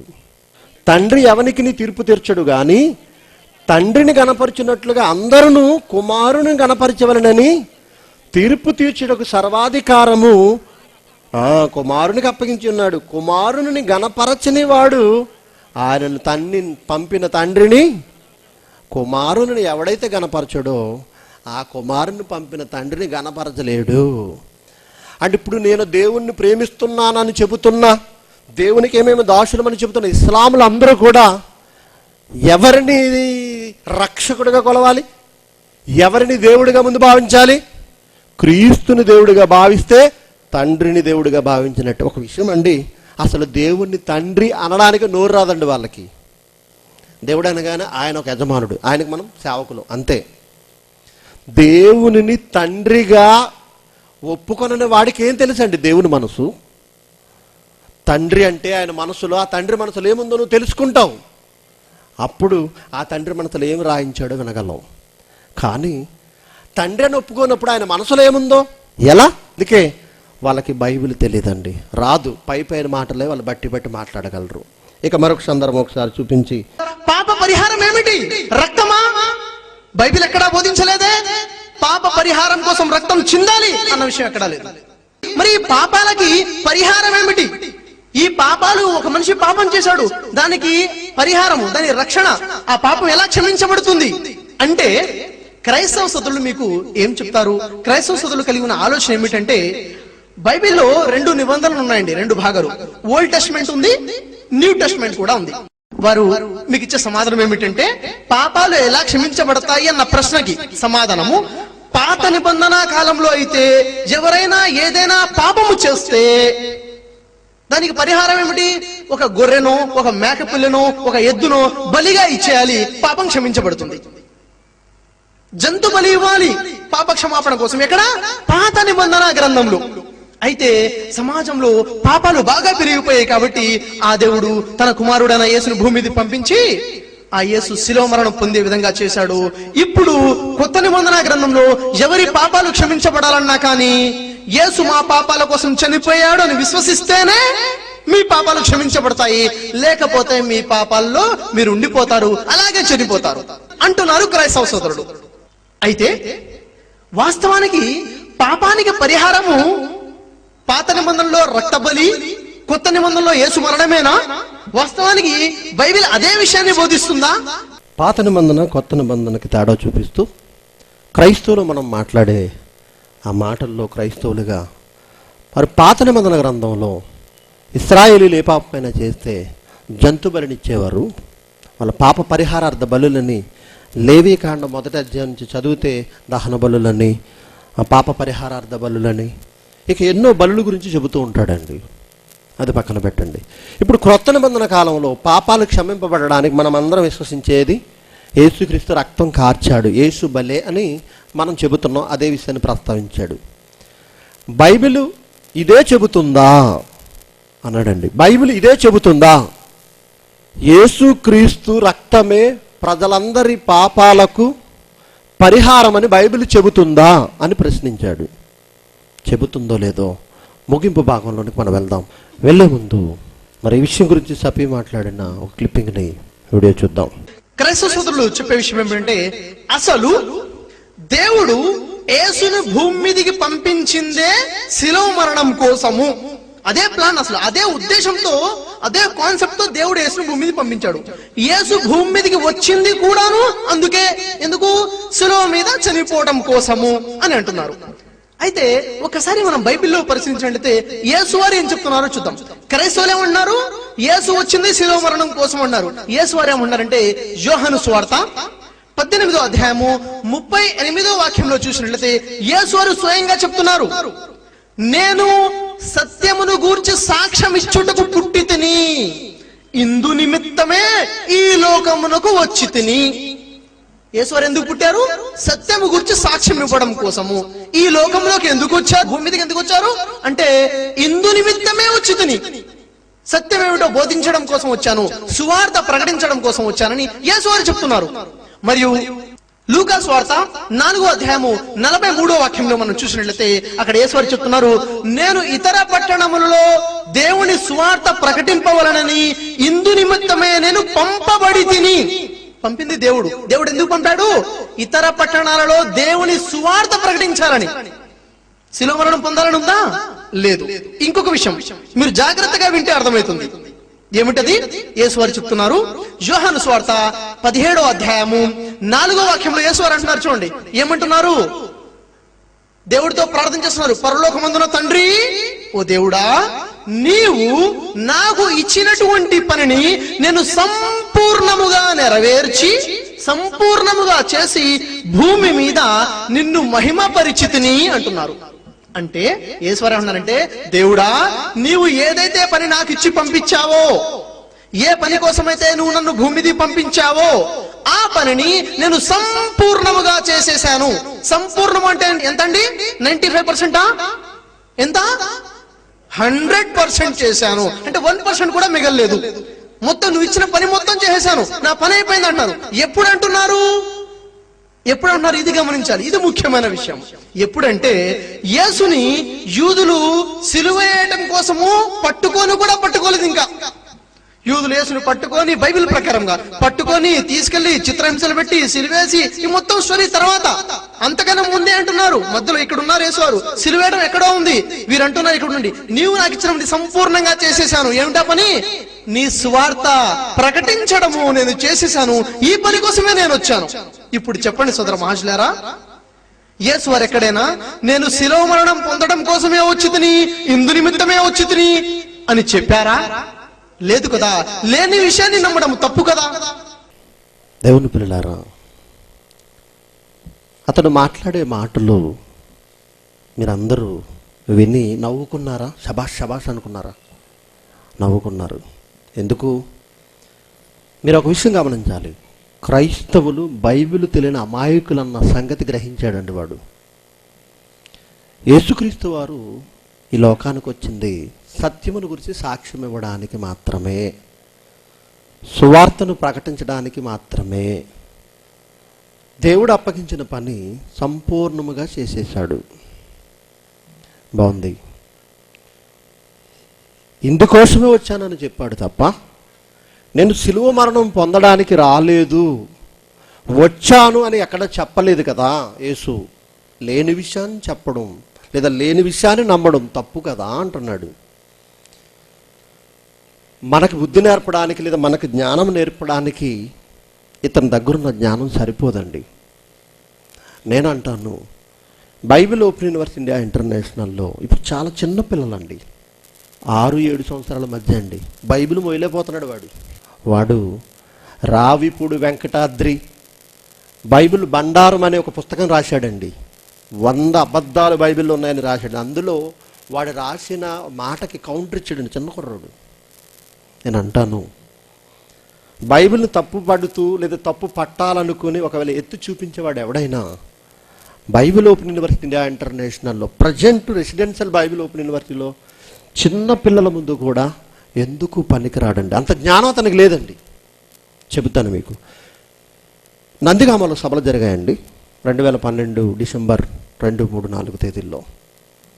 ఒక ముస్లిం సోదరుడు, నేను మాట్లాడిన సీడీ అతనికి ఇచ్చినప్పుడు ఆ ముస్లిం సోదరుడు మన సహోదరులతో అక్కడున్న మన పిల్లలతో మాట్లాడుతున్న మాట ఏంటంటే, విజయ్ కుమార్ ఇచ్చిన వివరణ అంత బాగుంది కానీ బైబిల్ ఒకే ఒక మాట మాకు చూపించాలి, సిలువపై నేను చనిపోతాను అన్న మాట. నేను చనిపోతాను లేదా మరణిస్తాననే మాట ఉంది తప్ప నేను సిలువపై చనిపోతాననే మాట మాకు చూపించమన్నట్టు నమ్ముతామంటున్నాడట. దేవుని పిల్లలారా, గమనించగలిగితే యేసుక్రీస్తు వారు మరణించడం అవసరమా? సిలువపై చనిపోయాడా? తుపాకీకి కాల్చి చంపబడ్డాడా? ఉరివేయబడ్డాడా? అవసరమా చెప్పండి? క్రీస్తు చనిపోవడం ముఖ్యమా? చనిపోయి తిరిగి లేవడం ముఖ్యమా? లేకపోతే సిలువపై చనిపోయాడు, తుపాకీతో కాల్చి చంపబడ్డాడు, ఉరి తీయబడడం ముఖ్యమా? చనిపోవడం, సమాధి చేయబడడం, తిరిగి లేవడం ముఖ్యం. ఓకే. ఇకపోతే గమనించాలి మీరు, సిలువ మరణం వేసింది ఎవరు? రోమా ప్రభుత్వం. యూదులకు హక్కు లేదు. ధర్మశాస్త్రానికి వ్యతిరేకంగా మాట్లాడి మ్రానుపై వేలాడి తీయాలని పాత ధర్మశాస్త్రంలో, మరి అందరికీ కనబడడానికి వేలాడి తీయాలనేది ధర్మశాస్త్రంలో ఒకవేళ ఉంటే అది ఇశ్రాయేలీలకే పరిమితం, అది సిలువ మరణం కాదు. పాత ధర్మశాస్త్రం అంతా చదివితే తల్లిదండ్రులకి విధేయుడు కాని వాడిని రాళ్లతో కొట్టి ఆ శవాన్ని చంపి ఆ శవాన్ని అందరికీ కనపడడానికి గవని మధ్యలో వేలాడి తీసేవారు. పాత ధర్మశాస్త్రంలో మీరు చదువుకోగలిగితే ధర్మశాస్త్రంలో ఉన్నది కాదు సిలువ మరణం. రోమా ప్రభుత్వం వారు విధించే శిక్షలలో ఒకటి అందుకే యేసును ఒక్కడనే సిలువ వేశారా? ఆయనతో పాటు ఇంకా మిగిలిన వారిని కూడా సిలువ వేశారా? దొంగలు ఉన్నారు, అంతకుముందు సిలువ వేయబడిన వారు ఉన్నారు. రోమ ప్రభుత్వం వాళ్ళు విధించే మరణ శిక్ష ఏదనుకుంటున్నారు? సిలువ మరణం. కొరడాలతో కొట్టే శిక్ష ఉంది, బెత్తములతో కొట్టే శిక్ష ఉంది, మరణ శిక్ష సిలువపై చంపాలి. ధర్మశాస్త్ర ప్రకారం రాళ్లతో కొట్టి చంపే హక్కు ఉంది, చట్టం ఉంది. రోమా ప్రభుత్వ కాలంలో వాళ్ళు ఏ శిక్ష విధిస్తారో తర్వాత సంగతి. అది యూదుల కుట్ర వల్ల కావచ్చు, రోమా ప్రభుత్వం విధించడం వల్ల కావచ్చు. కానీ ఆయన చనిపోయాడు అనేదే కావాలి మనకు చనిపోయాడు అన్నదే కావాలి. యేసుక్రీస్తు వారు నేను ప్రాణం పెట్టడానికి వచ్చాను అని ఎక్కడైనా అన్నాడా? నేను మరణించడానికే వచ్చాను అని ఎక్కడైనా అన్నాడా అని ఒకవేళ అతని మాటల్లోని అర్థం మనం ఆలోచించగలిగితే, మార్కు సువార్త 10వ అధ్యాయం 45వ వచనంలో ఏమంటున్నాడు చూడండి యేసుక్రీస్తు వారు. మార్కు సువార్త 10వ అధ్యాయం 45వ వచనంలో ఏమంటున్నాడు చూడండి. మనుష్య కుమారుడు పరిచారము చేయించుకొనుటకు రాలేదు గాని పరిచారము చేయుటకును అనేకులకు ప్రతిగా విమోచన క్రయధనముగా తన ప్రాణమునిచ్చుటకు వచ్చేనెను. యేసుక్రీస్తు ప్రాణం ఇవ్వడానికి రాలేదా భూమి మీదకి? యేసు మాటల్లో ఎక్కడైనా చెప్పాడా? లేని మాటను నమ్మడం తప్పు కదా అంటున్నాడు. ఉందా లేదా? యేసు నోట ఇదిగో నేను సత్యమును గురించి సాక్ష్యం ఇవ్వడానికి వచ్చానన్నాడు. ఇతర గ్రామంలో సువార్తను ప్రకటించడానికి వెళ్ళుదాము రండి, ఇందు నిమిత్తమే నేను వచ్చాను అని అన్నాడు. ఇంకొక విషయం చూడగలిగితే సంపూర్ణంగా నెరవేర్చాను, నాకు అప్పగింపబడిన పని చేసేసాను అని అన్నాడు. మరి ఆ మాటలు కనపడ్డప్పుడు ఇది ఎందుకు కనపడలేదు? ఇది కనపడదు. ఉన్న అబద్ధం అంటాడు. తెలుసండి, బైబిలులో వాడికి అనుకూలంగా ఉన్న విషయాలన్నీ రైట్ అంటాడు. వాళ్ళ ఖురాన్లో రాయబడిన మాటలకు ఒకవేళ సరిపోలేదనుకోండి, అది తప్పు అంటాడు. నన్ను అడిగితే బైబిల్ తర్వాత వచ్చిందా ఖురాను? బైబిల్కి ముందు వచ్చిందా? బైబిల్ తర్వాత 500 సంవత్సరాల తర్వాత వచ్చింది. దేవుడు అవతరింపజేశాడు గబ్రియల్ అనే దేవదూత అని వారు చెప్పుకుంటున్నారు, చెప్పుకోనివ్వండి. నేనంటాను అది దేవుని వలన అనుగ్రహింపబడిన గ్రంథం కాదు. నిజంగా నేను భారతదేశంలో ఉండి ఈ మాట నేను పలకూడదు, కానీ అనక తప్పడం లేదండి. ఎందుకంటే ఒకవేళ బైబిలు దైవ గ్రంథము అని నిరూపించుకోనంటే గంటా పదంగా నిరూపిస్తానండి. బైబిల్ ఓపెన్ యూనివర్సిటీలో జైశాల గారి దగ్గర నుంచి నా వరకు పిల్లల వరకు ఎంతమంది అవుతున్నారు నిరూపించగలం. ఇస్లాములు అందరూ కూడా భారత ప్రభుత్వానికి ఖురాను దైవ గ్రంథం కాదని నిరూపించండి అని వాళ్ళు భరోసా ఇస్తే, రికార్డెడ్గా వీడియో కానీ డాక్యుమెంట్ రూపంలో కానీ ఖురాన్ దైవ గ్రంథం కాదని నిరూపించే అవకాశం మేము ఇస్తున్నాము, ఒకవేళ అలా నిరూపించగలిగిన వారు ఎవరైనా రండి అని పిలుపునిస్తే, వాళ్ళ భరోసా ఇస్తే అది దైవ గ్రంథం కాదని నిరూపించడానికి నేనే ముందుంటానండి. వాళ్ళ భరోసా ఇస్తే భారత ప్రభుత్వం ఒప్పుకుంటే. కానీ ఆ చట్టం లేదు కనుక నేను దాని గురించి మాట్లాడను. ఇక యేసుక్రీస్తు వారు ద్వారా కొత్త నిబంధన ఇవ్వబడింది. మోషే ద్వారా ధర్మశాస్త్రం, ప్రవక్తల ద్వారా గ్రంథాలు ఇవ్వబడ్డాయి కదా, పాత నిబంధన కొత్త నిబంధన. దీని తరువాత 500 సంవత్సరాల తర్వాత ఇవ్వబడ్డ ఖురాన్లో ఆ మాటను బట్టి దీన్ని తప్పుపడతాడా? ఏమండి, గుడ్డి వచ్చి పిల్లనెక్కిరిచ్చింది అనుకోండి, ఎలా ఉంటుంది? పిల్ల ఏమంటుంది చెప్పండి? ఏమంటుంది పిల్ల? నువ్వు గుడ్డువి, నేను ఎదిగిపోయాను. ఇప్పుడు దీని తర్వాత వచ్చినది ఖురాన్, దీని తర్వాత వచ్చింది, ముందు రాలేదు. ముందు వచ్చింది అనుకోండి, ఆ మాటను బట్టి ఇది సరి చేసుకోవచ్చు. ఇప్పుడు ఇస్లాంలు చేయవలసిన పని ఏంటో తెలుసా? ముందు దేవుడిచ్చిన గ్రంథం ఇది, తర్వాతకి ఈ గ్రంథం తప్ప ఏ గ్రంథం ఇవ్వలేదు. బైబిల్ చెప్పింది అది, దేవుడు ఈ గ్రంథం తప్ప ఏ గ్రంథము ఇవ్వలేదు. దేవుని మాటలు ఆ గ్రంథాల్లో ఉన్నాయని వాళ్ళు అనుకుంటున్నారేమో, కానీ బైబిల్ చెప్పింది బైబిల్లోనే దేవుని మాటలు ఉన్నాయి.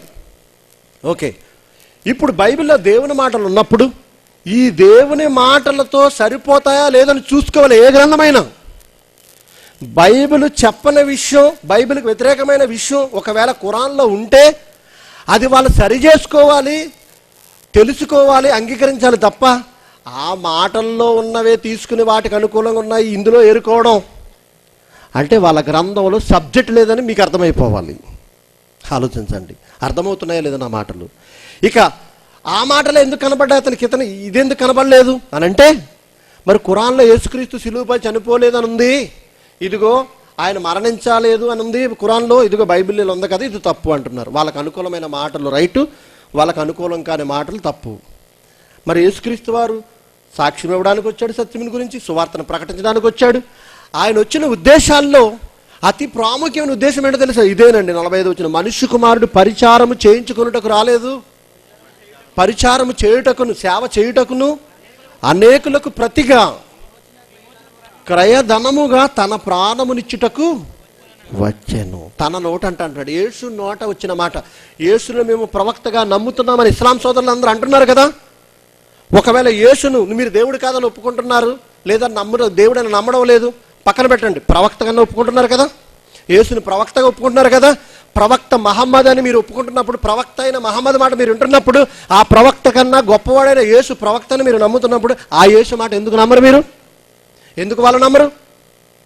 ఆ యేసు నోట వచ్చింది, ఇదిగో నేను ప్రాణం పెట్టడానికి వచ్చాను అన్నప్పుడు ఆ మాటను ఎందుకు నమ్మవు నువ్వు? ఇంకా ఏమంటున్నాడు యోహాను సువార్తలో? ఇంకో మాట చూడండి, యోహాను సువార్త 10వ అధ్యాయం 11వ వచనం చూడండి. యోహాను సువార్త 10వ అధ్యాయం 11వ వచనం, నేను గొర్రెలకు మంచి కాపరిని. మంచి కాపరి తన గొర్రెల కొరకు తన ప్రాణము పెట్టును. నేను గొర్రెలకు మంచి కాపరిని. మంచి కాపరి అయితే ఆ మంచి కాపరైన నేను గొర్రెల కొరకు ప్రాణం పెడతాను. కింద అంటున్నాడు 15వ వచనములో చివరి 2వ లైను, మరియు గొర్రెల కొరకు నా ప్రాణము పెట్టుచున్నాను. ఇదిగో మీరంతా గొర్రెలు. ప్రపంచ ప్రజలంతా అమాయకులు, జ్ఞానము తెలియని వారు, సర్వసత్యము తెలియని వారు. ధర్మశాస్త్రం ఒక ఇజ్రాయేలీల దగ్గరే ఉంది, అన్య ప్రజలకు జ్ఞానం లేదు. క్రీస్తు వచ్చాడు, అందరూ అమాయకులుగా కాపరి లేని గొర్రెల వలె కనపడ్డారట ప్రపంచ జనాభా అంతా ఆయనకి.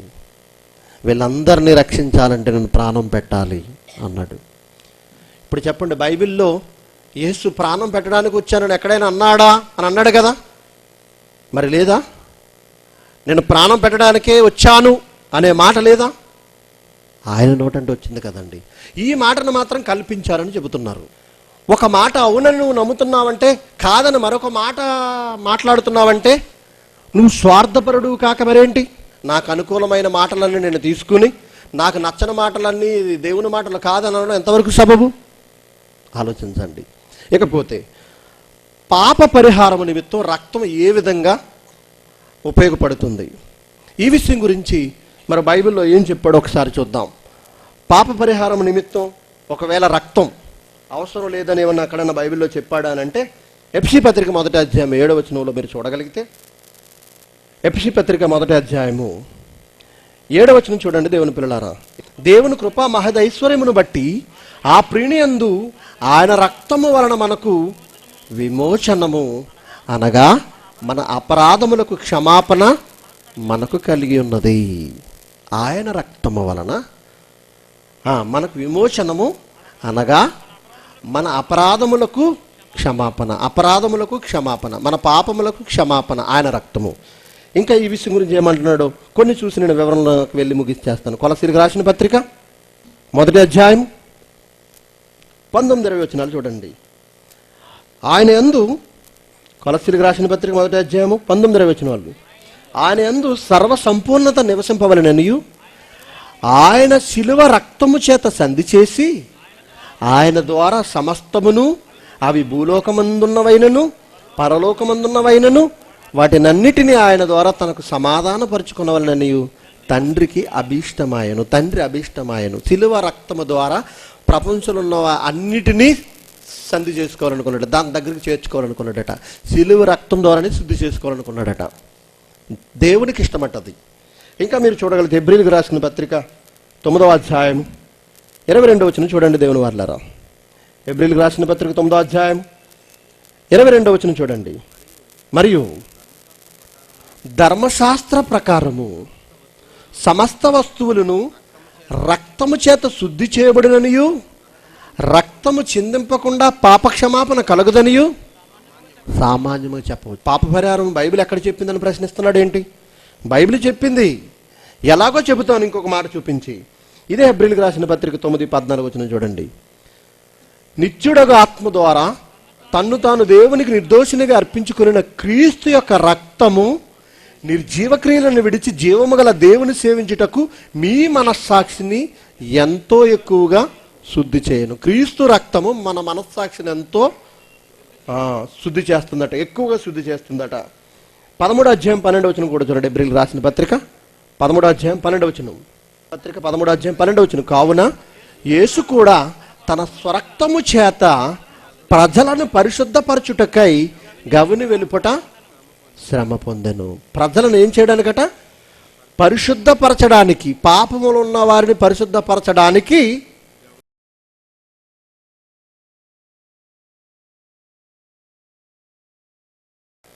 (19-20 వచనాలు చూడండి. ఎబ్రిల్కి రాసిన పత్రిక 10వ అధ్యాయము 19-20 వచనాలు.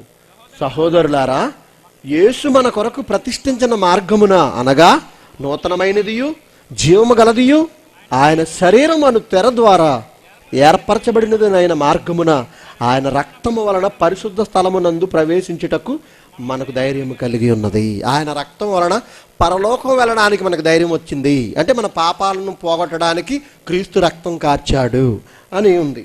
ఇంకా మనం చూడగలిగితే పేతురు రాసిన మొదటి పత్రిక 1వ అధ్యాయం 2వ వచనం చూడండి.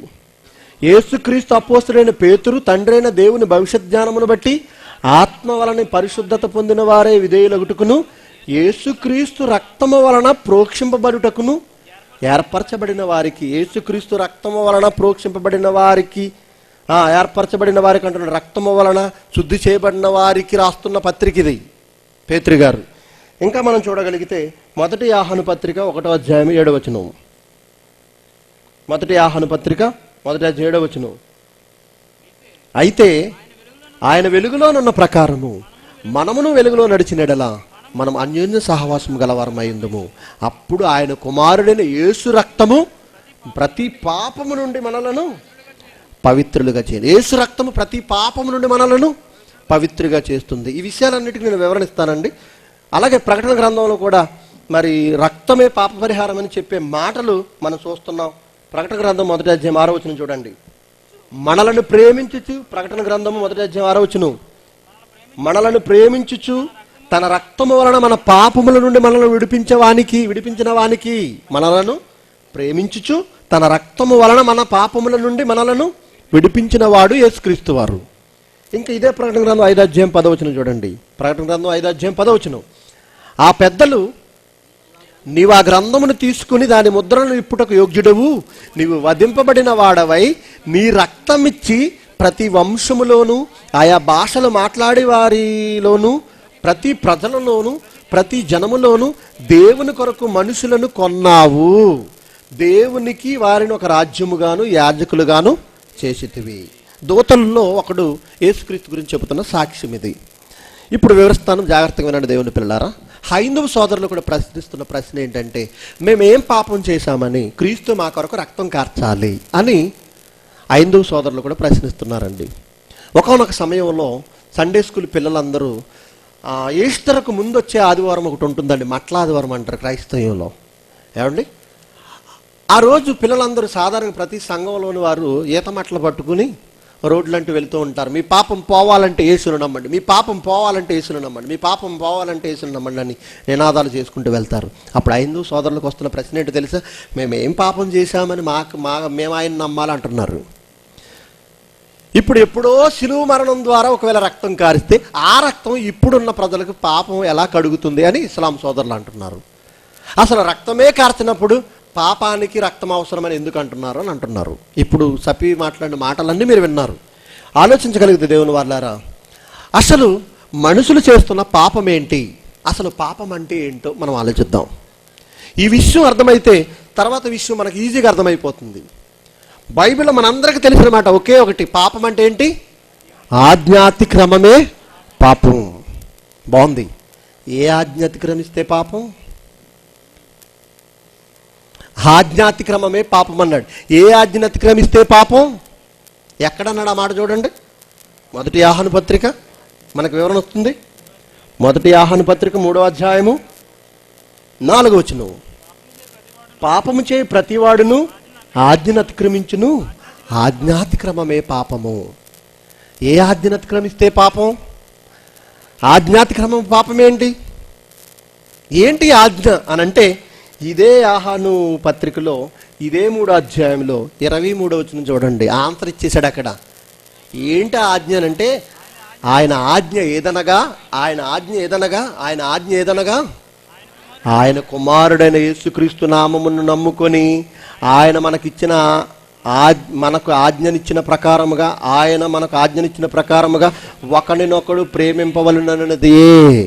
ఇందాక మాట్లాడుకున్నాం, ప్రధానమైన ఆజ్ఞ ఏంటది? సహోదరుణ్ణి ప్రేమించాలి. ఇది మీరితే పాపం అండి. చాలామంది అనుకుంటున్నారు, నేను దొంగతనం చేయడం లేదు కదా, నేను పాపిని కాదనుకుంటున్నారు. నేను అబద్ధం ఆడడం లేదు కదా, పాపిని కాదనుకుంటున్నారు. నేను వ్యభిచారం చేయడం లేదు కదా, నేను పాపిని కాదనుకుంటున్నారు. నేను హత్య చేయడం లేదు కదా, పాపిని కాదనుకుంటున్నారు. ఇవే పాపాలు అనుకుంటున్నారు. ఇవి పాపాలు కాదని నేను అనడం లేదు, ఇవి కూడా పాపాలే. వీటన్నిటికీ మించిన పాపం ఏంటో తెలుసా? సహోదరుణ్ణి ప్రేమించకపోవడం. పరలోకంలో అపవాది బయలుదేరింది ఎప్పుడు, ఎందుకు మీకు తెలుసు. ప్రధాన దూతలలో ఒక దూత పరలోకంలో తండ్రి సింహాసనాన్ని అధిష్ఠించాలని తన మనసులో అనుకుందండి. వెంటనే దేవునికి తెలిసింది.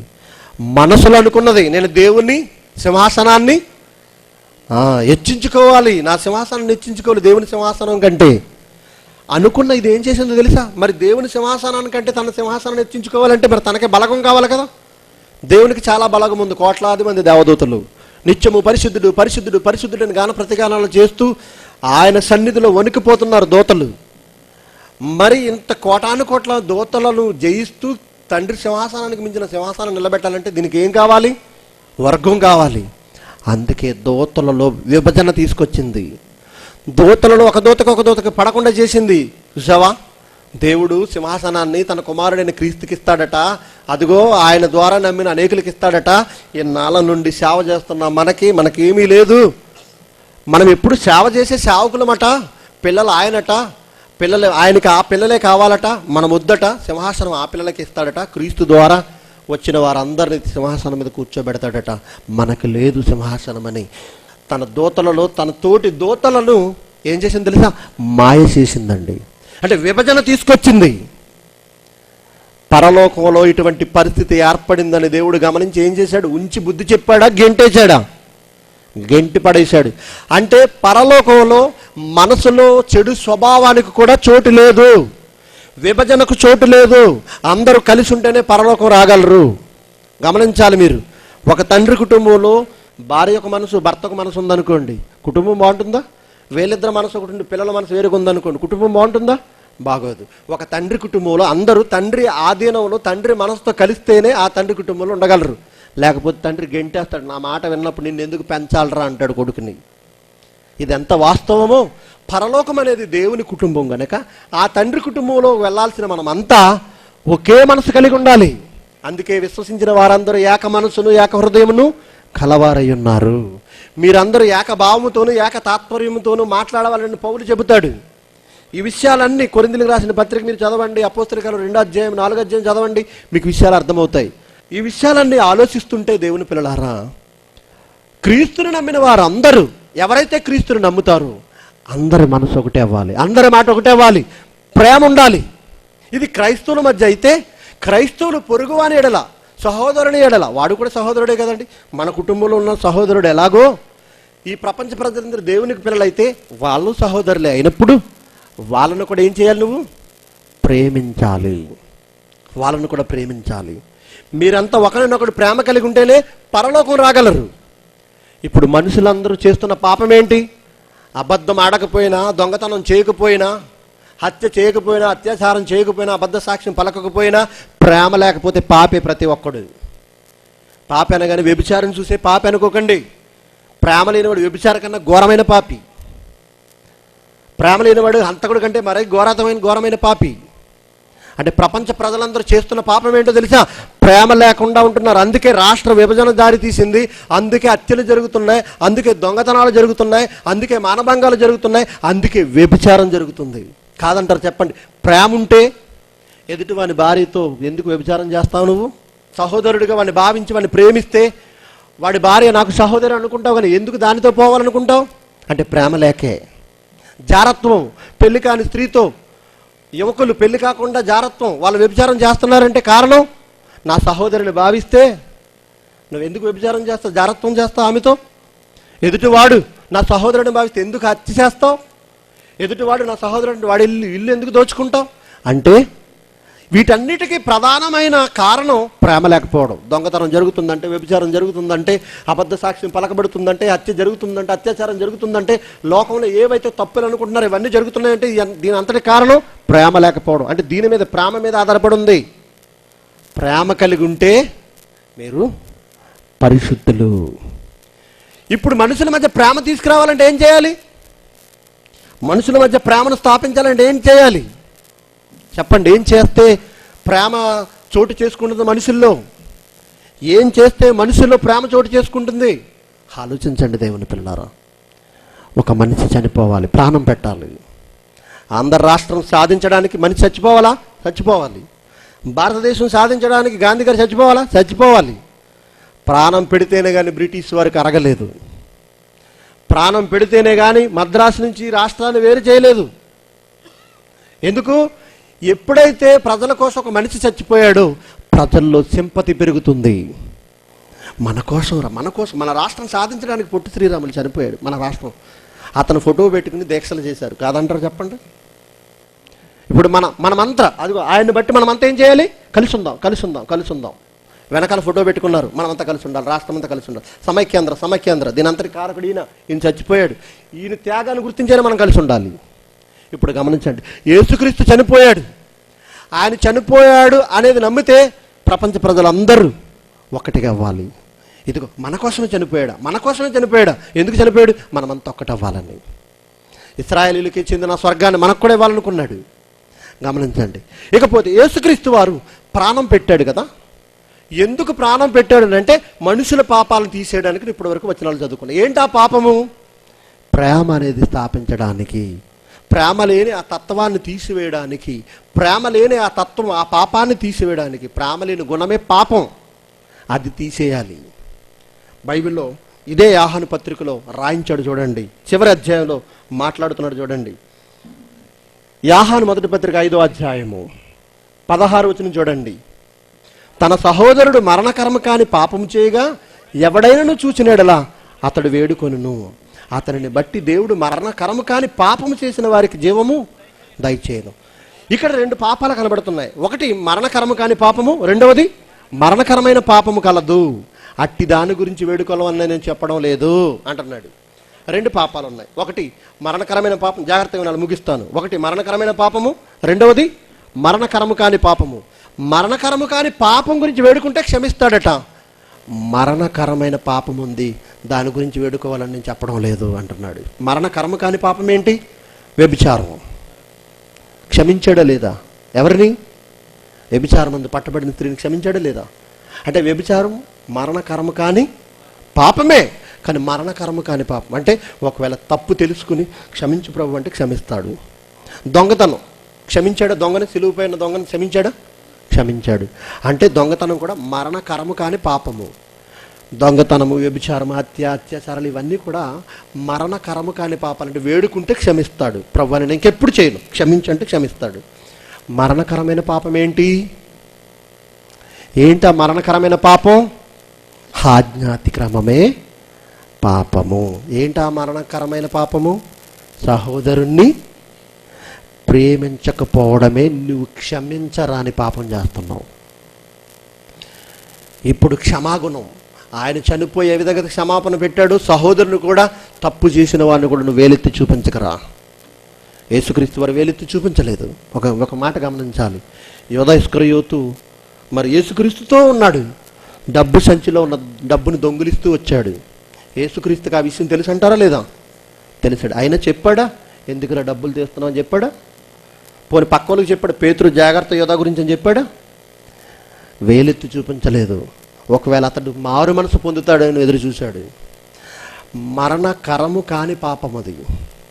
మరణకరమైన పాపం ఏంటో తెలుసా? సహోదరుణ్ణి ప్రేమించకపోవడం. ఇప్పుడు ప్రజలందరూ ప్రేమ కలిగి ఉన్నారా? స్వార్థపరులుగా ఉన్నారా? క్రైస్తవుల్లోనే ఒకటిగా లేరు కదా.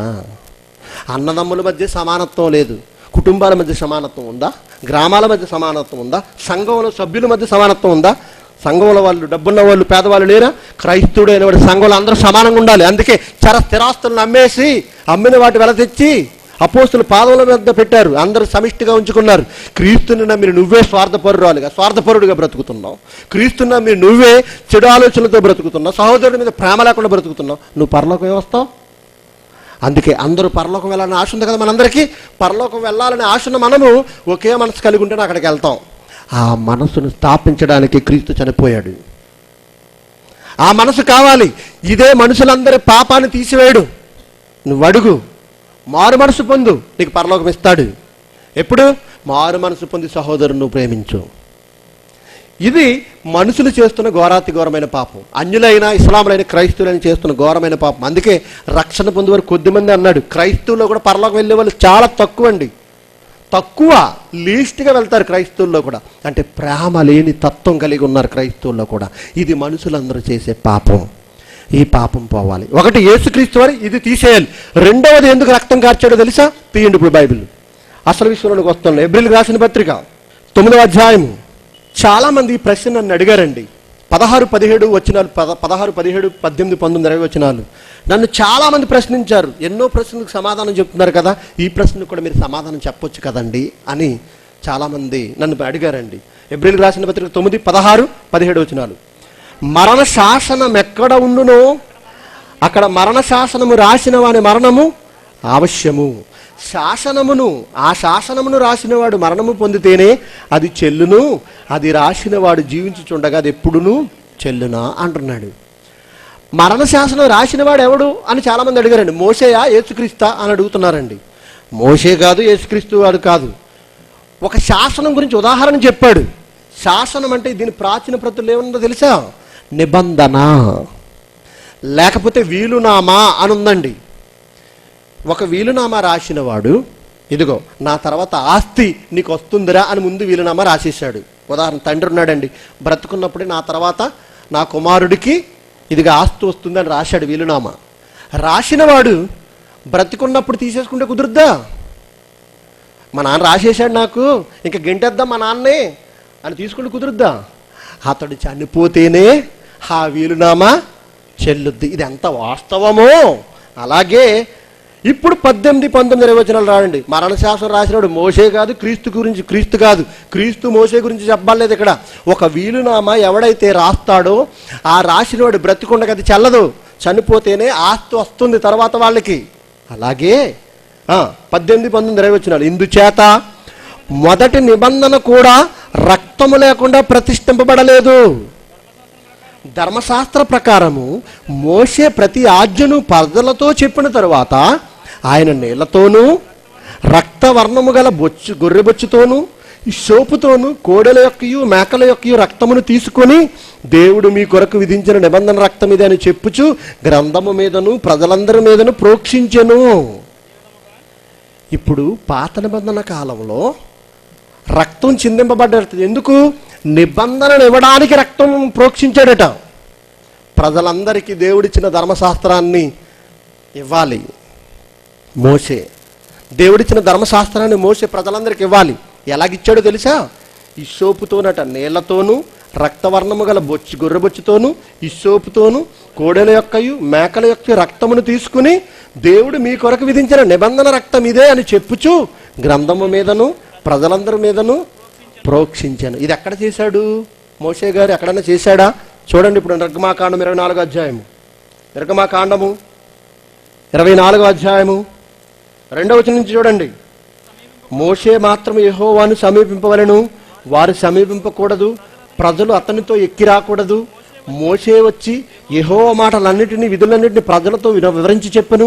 ప్రజలందరూ యెహోవా చెప్పిన మాటలన్నిటి ప్రకారం చేసేదమని ఏక శబ్దముతో ఉత్తరమిచ్చిరి. మరియు మోషే యెహోవా మాటలన్నిటినీ రాసి ఉదయమందు లేచి ఆ కొండ దిగువను బలిపీఠమును ఇశ్రాయేలు 12 గోత్రములు చొప్పున 12 స్తంభములను కట్టి ఇశ్రాయేలీల్లో యవనస్తులను పంపగా వారు దహన బలులు నర్పించి యెహోవా సమాధాన బలులుగా కోడెలను వధించిరి. అప్పుడు మోషే వాటి రక్తములో సగము తీసుకొని పల్లెములలో పోసి ఆ రక్తములో సగము బలిపీఠం మీద ప్రోక్షించెను. అతడు నిబంధన గ్రంథమును తీసుకుని ప్రజలకు వినిపింపగా వారు యెహోవా చెప్పినవన్నీ చేయుచు విధేయులమైందుమనిరి. అప్పుడు మోషే రక్తమును తీసుకుని ప్రజల మీద ప్రోక్షించి అంటున్నాడు. చూసారా? అంటే మొదటి నిబంధన ఎలాగ ఇవ్వబడిందట? రక్తాన్ని చిందించి ప్రోక్షించి ఇచ్చాడట. ఇప్పుడు క్రీస్తు రక్తం ఎందుకు కార్చాలో తెలుసా? నూతన నిబంధన ఇవ్వడానికి. గమనించాలి ఈ విషయం, మరొకసారి పబ్లిక్గా చెబుతానండి. ధర్మశాస్త్రం, మోషే ధర్మశాస్త్రం కొట్టివేయబడింది. ఈరోజు వివరిద్దాం అనుకున్న సమయం లేదు. మోషే ధర్మశాస్త్రం కొట్టివేయబడింది, 100% కొట్టివేయబడింది. ఇప్పుడు ఆ నిబంధన ఇశ్రాయేలులకు చెందింది. ఆ నిబంధన సంపూర్ణ సిద్ధి కలుగజేయలేదు. మరి నూతన నిబంధనను మనకి ఇవ్వాలంటే, నూతన చట్టము మనకి ఇవ్వాలంటే, ఆ చట్టము ప్రజలందరికీ వర్తింపచేయాలంటే ఎవరు చనిపోవాలి? ఒకప్పుడు పరిశుద్ధమైన గొర్రెల రక్తమును చిందించి గ్రంథాన్ని ఇచ్చాడు. ఇప్పుడు క్రీస్తు రక్తము చిందిస్తేనే గ్రంథం ఇవ్వబడదు. తెలుసా ఎందుకు ఇవ్వబడదు? ఇప్పుడు చూడండి, ప్రకటన గ్రంథం చూడండి చివరిగా. ఎందుకు గ్రంథం ఇవ్వబడి, ఎందుకు నిబంధన ఇవ్వాలి? ప్రకటన గ్రంథము 5వ అధ్యాయము 1వ వచనం నుంచి చూడండి దేవుని పిల్లలారా. మోషే ధర్మశాస్త్రం, ప్రవక్తల గ్రంథాలు ఉన్నాయి ఆల్రెడీ. కానీ యేసుక్రీస్తు వారు సిలువపై చనిపోయి మరణాన్ని జయించి తండ్రి దగ్గరికి వెళ్ళింది ఎందుకో తెలుసా? 1వ వచనం నుంచి. మరియు లోపటను వెలుపటను రాత కలిగి 7 ముద్రలు గట్టిగా వేసిన ఒక గ్రంథము సింహాసనమునందు ఆసీనుడై ఉండి వాని కుడి చేత చూచితిని. మరియు దాని ముద్రలు తీసి ఆ గ్రంథము విప్పుటకు యోగ్యుడైన వాడెవడని బలిష్ఠుడైన ఒక దేవదూత బిగ్గరగా ప్రచురించగా చూచితిని. అయితే పరలోకమందు గాని భూమి మీద గాని భూమి కింద గాని ఆ గ్రంథం విప్పుటకైనను చూచుటకైనను ఎవనికి నీ శక్తి లేకపోయెను. ఆ గ్రంథం విప్పుటకైనను చూచుటకైనను యోగ్యుడైన వాడు ఎవడును కనబడనందున నేను బహుగా ఏడ్చుచుండగా ఆ పెద్దలలో ఒకడు ఏడవకము, ఇదిగో దావీదుకు చిగురైన యోధా గోత్రపు సింహము 7 ముద్రలు తీసి ఆ గ్రంథమును విప్పుటకై జయము పొందెనని నాతో చెప్పెను. దేవుని చేతిలో ముద్రింపబడి రహస్యముగా ఉంచబడింది గ్రంథం. యేసుక్రీస్తు వారు బ్రతుకున్నప్పుడు మాట్లాడుతున్నాడు. యోహాను సువార్త 16:12 రాసుకుని ఇంటికి వెళ్ళిన తర్వాత చదవండి. నేను ఇప్పుడున్నాను మీ దగ్గర, ఎన్నో విషయాలు చెప్పాలనుకుంటున్నాను కానీ మీరు సహించలేరు. నేను వెళ్ళిపోతున్నాను. నేను వెళ్ళిన తర్వాత ఆదరణకర్తను, సత్యస్వరూపి అయిన ఆత్మను పంపిస్తాను. పంపించిన తర్వాత ఆయన మిమ్మల్ని సర్వసత్యంలోనికి నడిపించను. పరిశుద్ధాత్ముడు ఏం చేస్తాడు? సర్వసత్యంలో నడిపిస్తాడు. నేను వెళ్ళాలి, ఆ సర్వసత్యం ఏదో చెప్పి పంపాలి పరిశుద్ధాత్ముడిని. నేను వెళ్ళాలి, వెళ్ళి ఏం చేయాలి? దేవుని చేతిలో ముద్రలు వేసిన రహస్యముగా ఉన్న మహాజ్ఞానాన్ని, సర్వసత్యాన్ని నేను విప్పాలి. విప్పి నేను తెలుసుకుని మీకు చెప్పాలి. ఆలోచించండి దేవుని పిల్లలారా.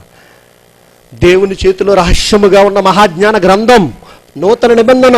క్రొత్త నిబంధనలో అపోస్తుల కార్యములు దాటి రోమా పత్రిక నుంచి ప్రకటన గ్రంథం వరకు రాయబడిన మహాజ్ఞాన సంగతులు. నూతన నిబంధన మనకి సువార్తలు, 4 సువార్తలు క్రీస్తు జీవిత చరిత్ర అయితే, అపోస్తుల కార్యములు అపోస్తులు చేసిన పని వివరణ గ్రంథం అయితే, రోమా పత్రిక నుండి ప్రకటన గ్రంథం వరకు క్రైస్తవ్యానికి ఇవ్వబడిన నూతన నిబంధనది. నూతన చట్టము. పాత ధర్మశాస్త్రము తీసేశాడు. ఇప్పుడు క్రీస్తు చనిపోయి తిరిగి లేచి వెళితేనే కానీ ఆ గ్రంథం తీయడానికి అధికారం లేదు. జయించి వెళ్ళాలి. నేను జయించి నా తండ్రి సింహాసనమందు కూర్చుని ఉన్న ప్రకారము జయించు అని నాతో కూడా నా సింహాసనమందు కూర్చుండనిత్తుని. నేను జయించాను, నేను జయించి గ్రంథాన్ని ఇచ్చాను. ఇప్పుడు మీరు జయించాలి. మీ శరీరాన్ని జయించాలి, మీ మనసును జయించాలి, లోకాన్ని జయించాలి, తర్వాత సాతానుని జయించాలి. తిరిగి లేచి మరలా నా తండ్రి దగ్గరికి వచ్చేయాలి. నేను జయించి వెళ్ళాను, ఆ గ్రంథాన్ని విప్పాను. మహాజ్ఞానాన్ని పరిశుద్ధాత్మ ద్వారా అపోస్తులు పౌలు మన చేతిలో పెట్టారు. యేసుక్రీస్తు వారు ఎందుకు చనిపోయారు అనుకుంటున్నారు? ఎలా పాపాలు తీసేస్తారనుకుంటున్నారు? గ్రంథములో రాయబడిన మాటలు చదువుకోవడం ద్వారా అమ్మో మనం ప్రేమ కలిగి ఉండాలి, ఆ ప్రేమ కలిగి ఉంటేనే పరలోకి వెళ్తామని సర్వసత్యం క్రీస్తుకు ముందు ఉందనుకుంటున్నారా? ప్రేమ లేకే కదండి రాళ్ళతో కొట్టి చంపేసేవారు, లేకే కదండి నరహత్య చేసేవారు, లేకే కదండి పొరుగు వాడిని దోచేసుకునేవారు.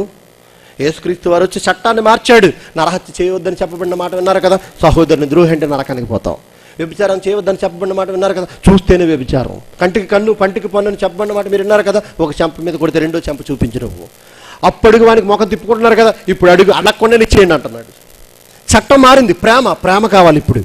ఆ ప్రేమ అనే చట్టాన్ని ఆ ప్రేమ నేర్చుకోవడానికి ఎన్నో విషయాలు చెప్పే సర్వసత్యాన్ని క్రీస్తు దేవుని చేతుల నుండి విప్పి పరిశుద్ధాత్మునికి చెప్పి పంపించాడు. పరిశుద్ధాత్ముడు వచ్చి అపోస్తుల ద్వారా సర్వసత్యాన్ని విప్పాడు. అదే మన చేతిలో ఉన్న నూతన నిబంధన గ్రంథం. క్రీస్తు చనిపోయి తిరిగి లేస్తేనే కానీ ఇంకా మనం చూడగలిగితే ఇది అర్థమవడానికి ఒక చిన్న మాట గుర్తు చేస్తానండి.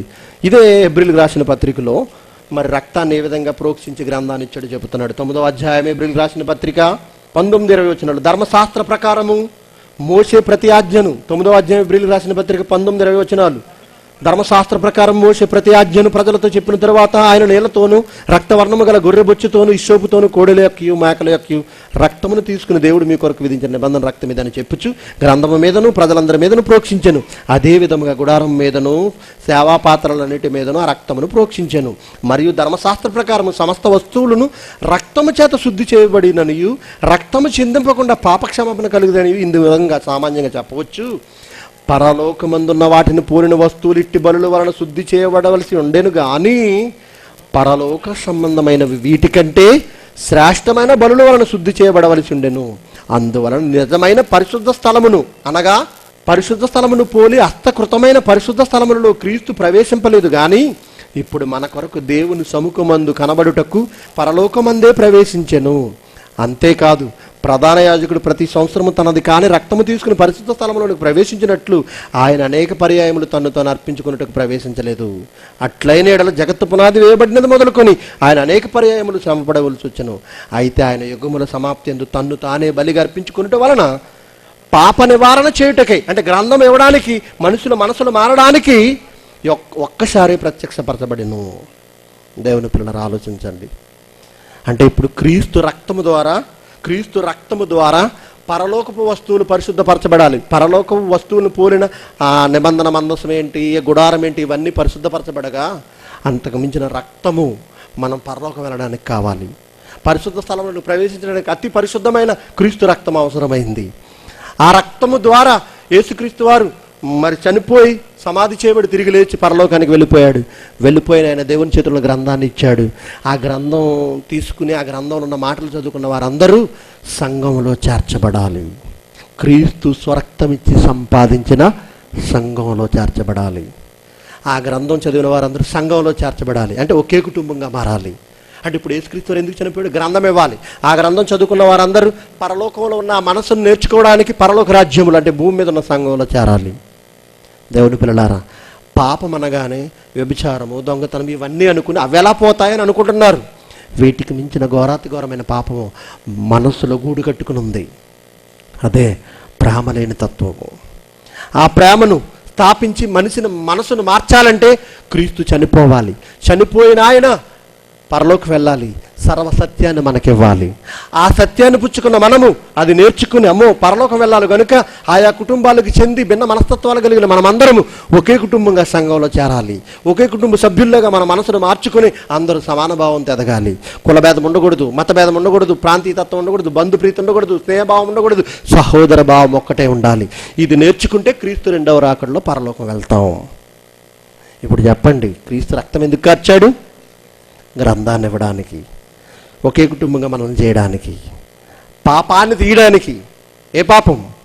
ద్వేషము, క్రోధము, దొంగతనం, అబద్ధం, వీటన్నిటికీ ఒకే ఒక్క మందు ప్రేమ. ఆ ప్రేమ చూపించాలంటే క్రీస్తు చనిపోవాలి. ఇదేం తెలుసండి వాళ్ళకి? ఇదేం తెలుసు క్రైస్తవులకి? క్రైస్తవులు జ్ఞానవంతులుగా ఎదగాలి. అప్పుడు ప్రతి ఒక్కడు నోరు మోస్తాడు. ఆలోచించండి. మీరందరూ జ్ఞానవంతులుగా ఎదిగి క్రీస్తు రక్తం వలన మనకివ్వబడిన సర్వసత్యం నూతన నిబంధనలో ఉన్న ఆ ప్రేమ అనే ప్రధానమైన ఆజ్ఞను మనం పాటిస్తే సహోదరులుగా ఏకత్వము, ఏక మనసు గలవారమై భూమి మీద సంఘంలో ఉండగలం. అప్పుడు క్రీస్తు రెండవ రాకడలో పరలోకం వెళ్ళగలం. ఆలోచించండి. మనమందరం అనుసరించాలి. క్రీస్తు రక్తమే మనుషుల పాపానికి పరిహారం. తల్ల వంచని ప్రార్థన చేసుకుందాం. మహాపరిశుద్ధుడే మా కన్న తండ్రి, నీ పిల్లలకు నీ మాటలు చెప్పాను. ఎన్ని రోజులు చెప్పినా తరగని మహాజ్ఞాన సంపదే క్రీస్తు శిలువ త్యాగం. ఉన్న కొద్ది సమయంలో కొన్ని విషయాలు నీ పిల్లలకు చెప్పాను. నీ చిత్తమైతే ఈ ఆంధ్ర రాష్ట్రంలో ఈ విషయాన్ని ఘంటాపదంగా ప్రపంచ ప్రజలందరికీ తెలియజేయడానికి మరొక అవకాశం నాకు ఇవ్వండి. ఈరోజు ఉన్న మాటలు నిష్ప్రయోజనం కాకుండా కేవలం వినువారు మాత్రమే వారిని వారు మోసపుచ్చుకొనకుండా ఈ ప్రపంచంలో క్రీస్తును, బైబిలును మిమ్మల్ని తప్పుపడుతున్నా, అపార్థం చేసుకున్న ఎందరికో బుద్ధి చెప్పేవారిగా నీ పిల్లలు ఎదగడానికి వారందరికీ అవకాశం మనం కోరుతూ క్రీస్తు యేసు వారి పేరటి ప్రార్థన అడిగి వేడుకొనుచున్నాము తండ్రి. ఆమేన్. మన తండ్రి అయిన దేవుని ప్రేమయు, కుమారుడు యేసుక్రీస్తు వారి కృపయు, పరిశుద్ధాత్మ దేవుని అన్యోన్య సహవాసము ఇప్పుడు ఎల్లప్పుడు సదాకాలం మనందరికి తోడేండి ముందుకు నడిపించునుగాక. ఆమేన్.